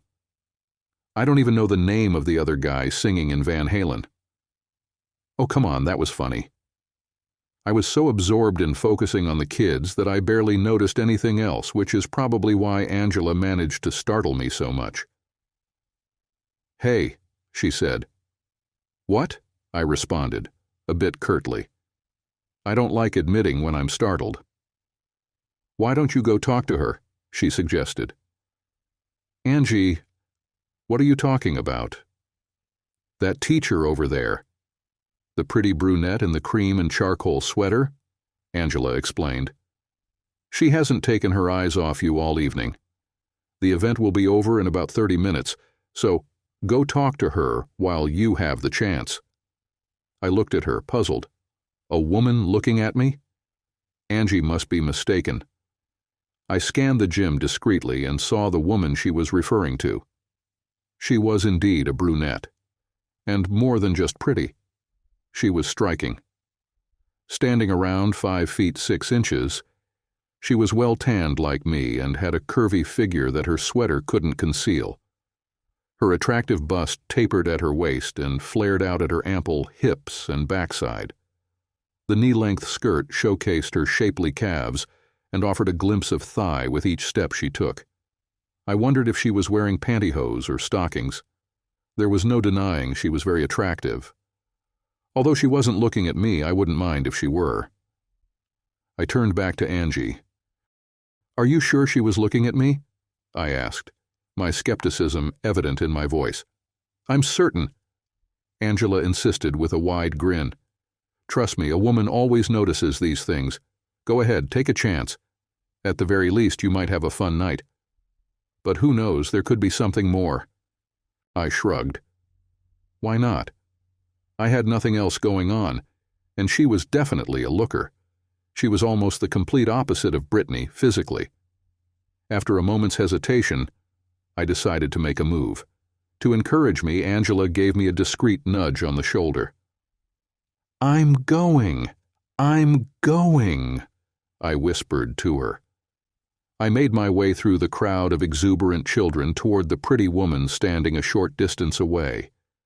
As I approached, I realized that, although she wasn't old by any means, she was older than I had initially thought.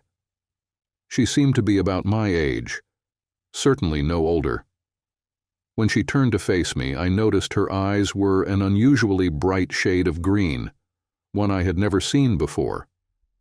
I wondered if they were her natural color or if she was wearing colored contact lenses. "Hi," I said as I closed the gap between us. "I'm Don Summers, Danielle's and Brian's dad." She greeted me with a smile, a very nice one indeed, and extended her hand.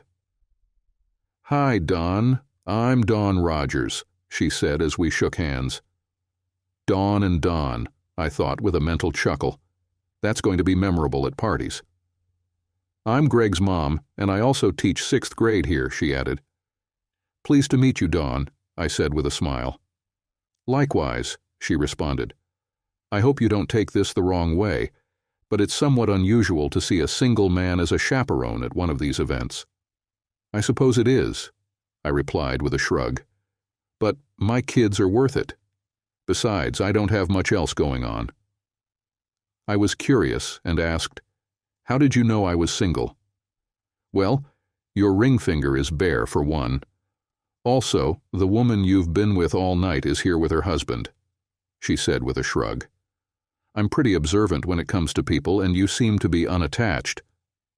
"You're quite perceptive," I remarked. "Yes, I am indeed unattached at the moment." She flashed a grin, and it was then that I realized I was still holding her hand. "Oh, sorry," I mumbled awkwardly, letting go. "Don't worry," she said with another of her charming laughs. "If I minded, I would have let you know."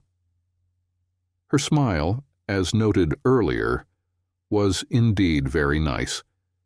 It brightened her face like a beacon and thoroughly captivated me. Her eyes, whether due to their striking green hue or some other quality, were mesmerizing. I couldn't look away, nor did I want to. After a few minutes, I finally managed to start speaking again. To be honest, I hadn't felt such a strong interest in a woman since Mandy.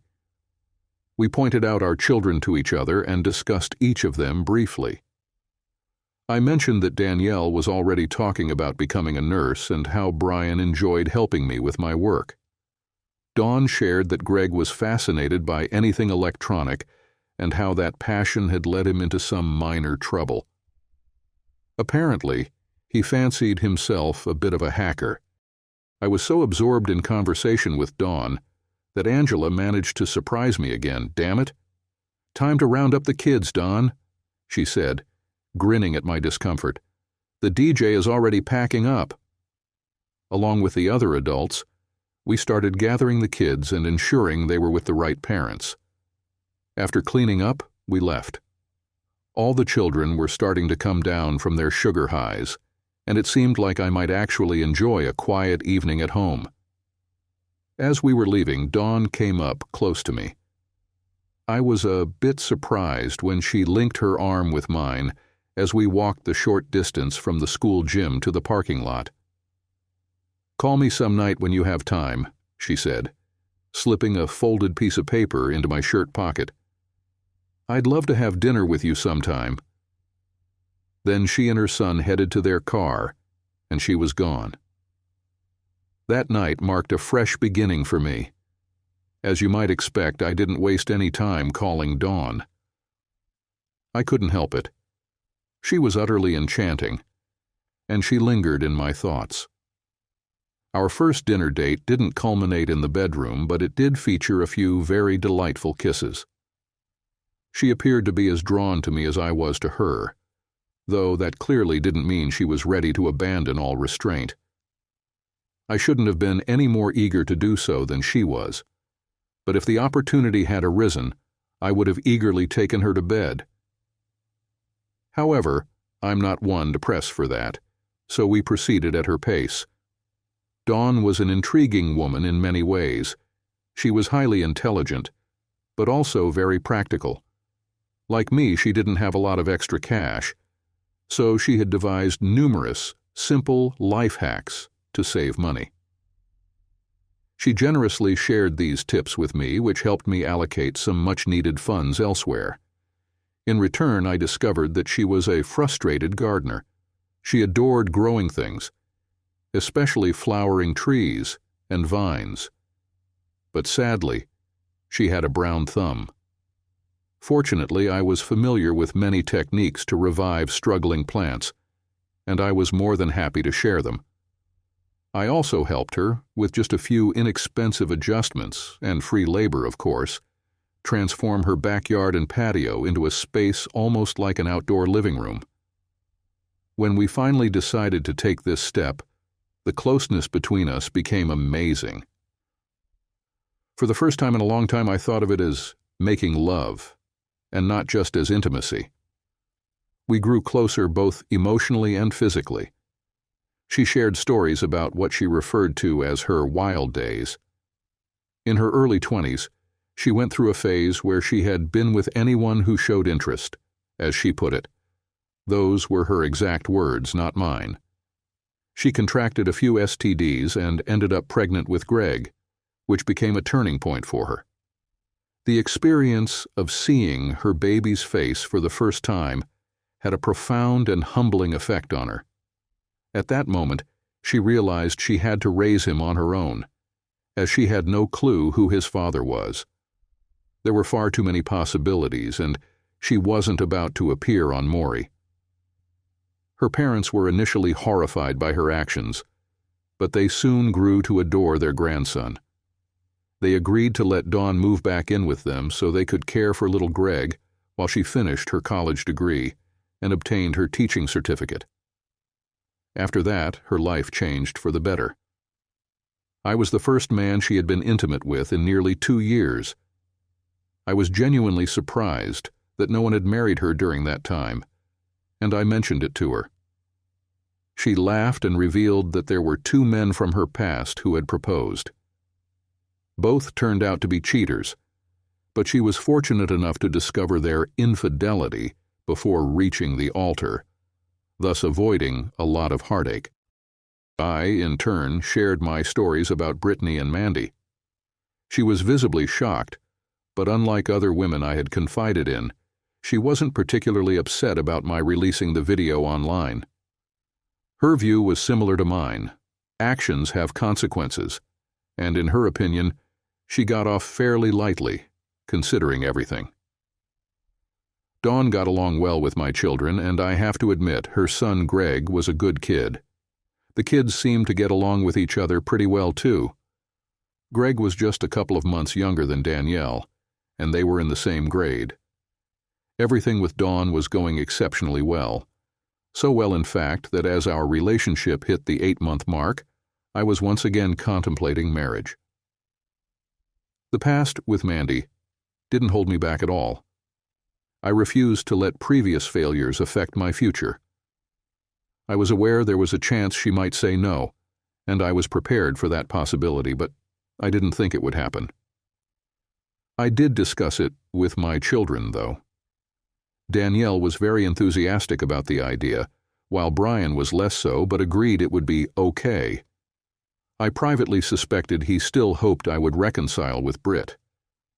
I ended up buying a new engagement ring, after having sold the one I'd gotten for Mandy. The only thing left was to figure out how to propose. After giving it some thought and consulting with my mom, I decided to propose at my 40th birthday party in just 2 weeks. It wasn't going to be a grand event, but my closest friends, my parents, Dawn and Greg, would be there. I thought it would be perfect. The main challenges during the 2-week wait were keeping the proposal a secret from both Dawn and Greg, discreetly inviting Dawn's parents and her brother, her only sibling, and avoiding any accidental slip-ups. Finally, the night of the party arrived. My actual birthday had been the day before, but I waited for Friday night for obvious reasons. My parents had booked the party room at Misha's, a local restaurant known for its ethnic Russian cuisine. I have a real weakness for pierogies. It was a nice place that wouldn't break the bank, and was also kid-friendly, which was a big plus. The dinner was fantastic, and I thoroughly enjoyed it. We had a great time eating and dancing. Eventually, it was time for the presents. I unwrapped each gift and thanked everyone who had given them to me. Throughout the evening, I tried hard not to reveal my plans. Dawn seemed a bit surprised to see her parents and older brother at the party, but she handled it well. As I finished opening the last gift, I knew I had managed to keep the surprise. I placed the last gift on the table and stood up, wrapping an arm around Dawn and pulling her gently to my side. She rested her head against me while I smiled at everyone. "Thank you all so much for coming tonight," I announced cheerfully. "You've truly made this the best 40th birthday party I've ever had." There was some polite laughter at my little joke, and I heard one of the kids ask what was so funny.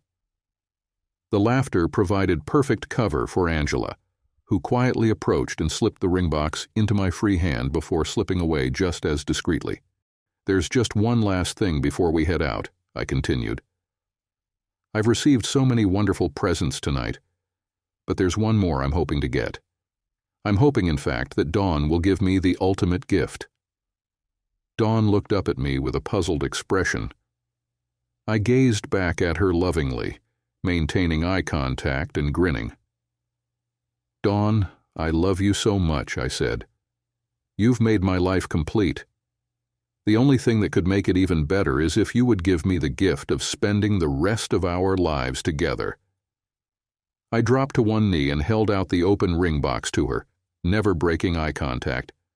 "Dawn, sweetheart, will you marry me?" The room fell completely silent as everyone, including the kids, realized what was happening. I looked eagerly into my beloved's eyes, waiting for her joyful, "Yes, yes." I waited and waited.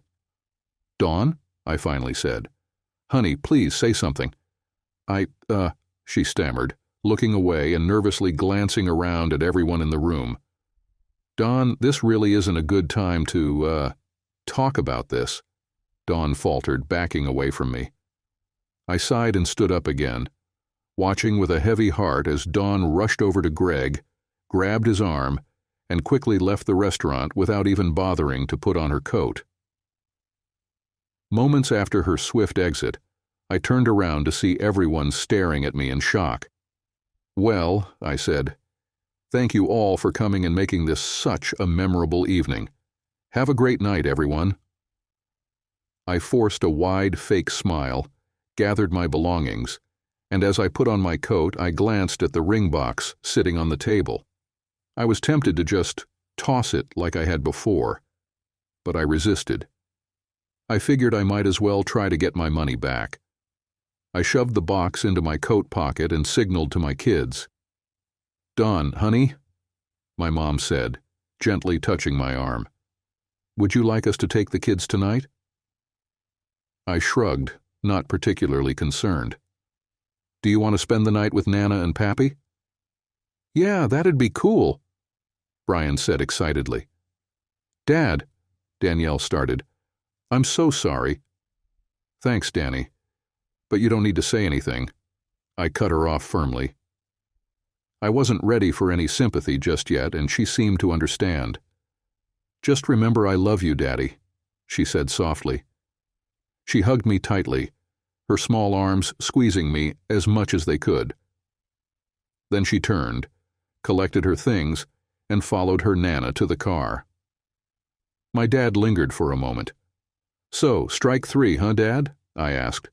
"Yes, strike three, son," he replied matter-of-factly. "But life gives you more than one chance. There will be other opportunities." "Well, at least I've proven I still know how to pick the good ones," I said with a bitter, sarcastic smile. Dad shrugged and sighed. "Son, life sometimes throws us a big curveball," he said. "You're not alone in that, unfortunately. All you can do is try to brush it off and keep moving forward. Handle your stress however you need to. Your mom and I will take care of the kids, and if you need to talk, you know we're always here for you." I gathered my things and left while Angela and Mike were settling the bill. I could tell Angie wanted to talk, but thankfully Mike stopped her. I knew she meant well, but the last thing I wanted right now was a conversation with a friend. The drive home was thankfully brief. Once inside, I double-locked the door, tossed my things onto the sofa, and started drinking heavily. Unfortunately, it didn't last as long as I'd hoped. There wasn't any hard liquor in the house, and my beer supply was insufficient. I thought about walking to the liquor store down the street, but quickly dismissed the idea. Getting hammered would have felt good, but I didn't want to deal with a hangover the next day. Instead, I settled into my recliner and binge-watched some 80s sitcoms on Netflix. After a few hours, I started feeling drowsy. I woke up the next morning with a pressing need to pee and a painful kink in my back from sleeping in the recliner. I mentally noted to avoid doing that again as I took care of my morning routine and then showered. After drying off and putting on fresh clothes, I went in search of breakfast and some aspirin. It seemed I'd had enough beer to trigger a hangover after all. Damn it! As I scrambled my eggs, I tried not to think about Dawn. The emotional pain was far worse than my hangover. What had gone wrong? I had been so certain she felt the same way I did. Of course, my treacherous mind reminded me that I'd felt the same way when I proposed to Mandy. Stupid mind. Right then, I decided I was done with the whole idea of marriage. From now on, casual relationships were the way forward. I finished my breakfast and cleaned up. Then I spent some time in the basement using the weight bench. The physical exertion was just what I needed to blow off some stress and anger. Afterward, I took another shower. While drying off, I remembered I hadn't turned my cell phone back on after last night. I powered it up, and as expected, my voicemail was full. There were also numerous texts. I skimmed through them first. They were all from friends, offering sympathy and a chance to talk. The voicemails were similar, except for one from Dawn. It was only a couple of seconds long and simply said, "I'm sorry, my love. Please believe I have my reasons. Hopefully you'll understand and forgive me someday. Goodbye." I didn't return any of the messages or calls. I spent the rest of the day watching TV until my parents brought the kids home that night.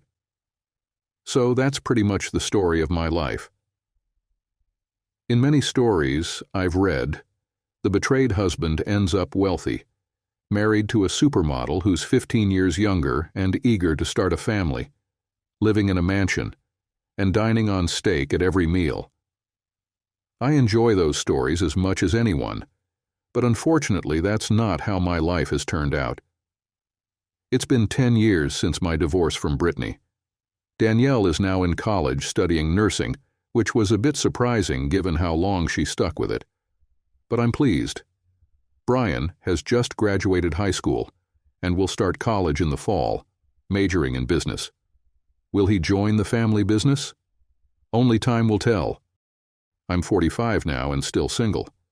I have the occasional fling for some bedroom fun, but there's no one I'd call special in my life.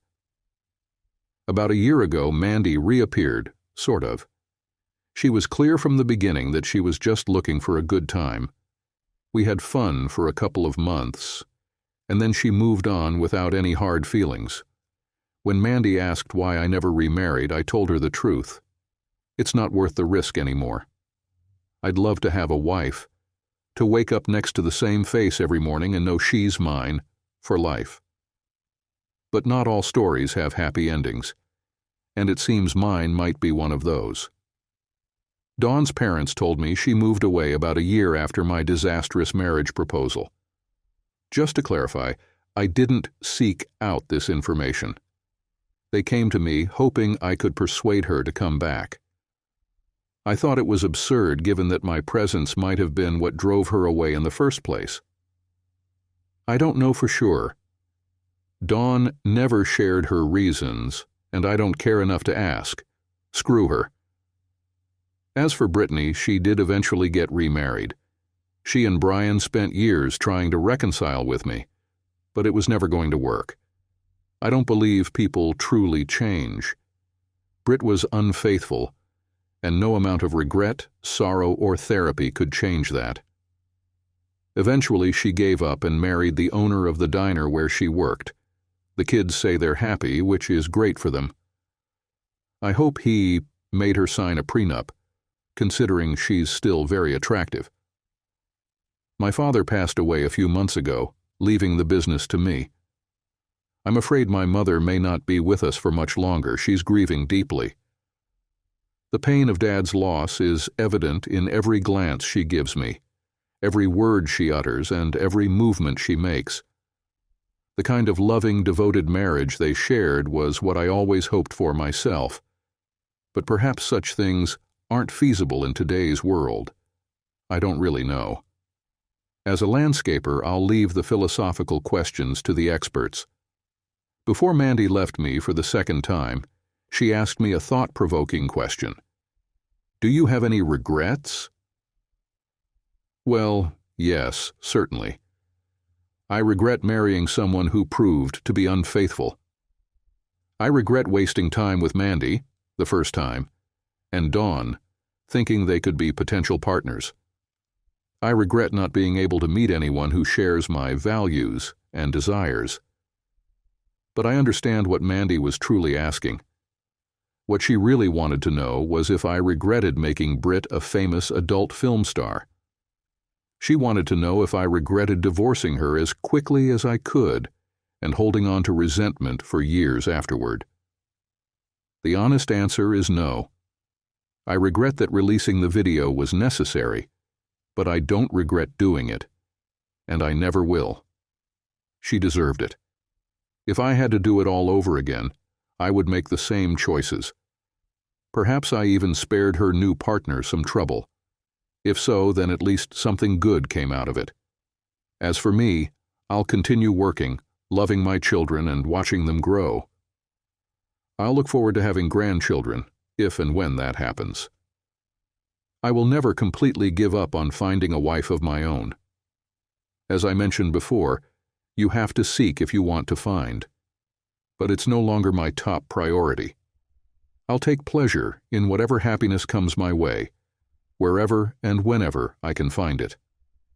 It's not the life I would have chosen, but it's not a bad life.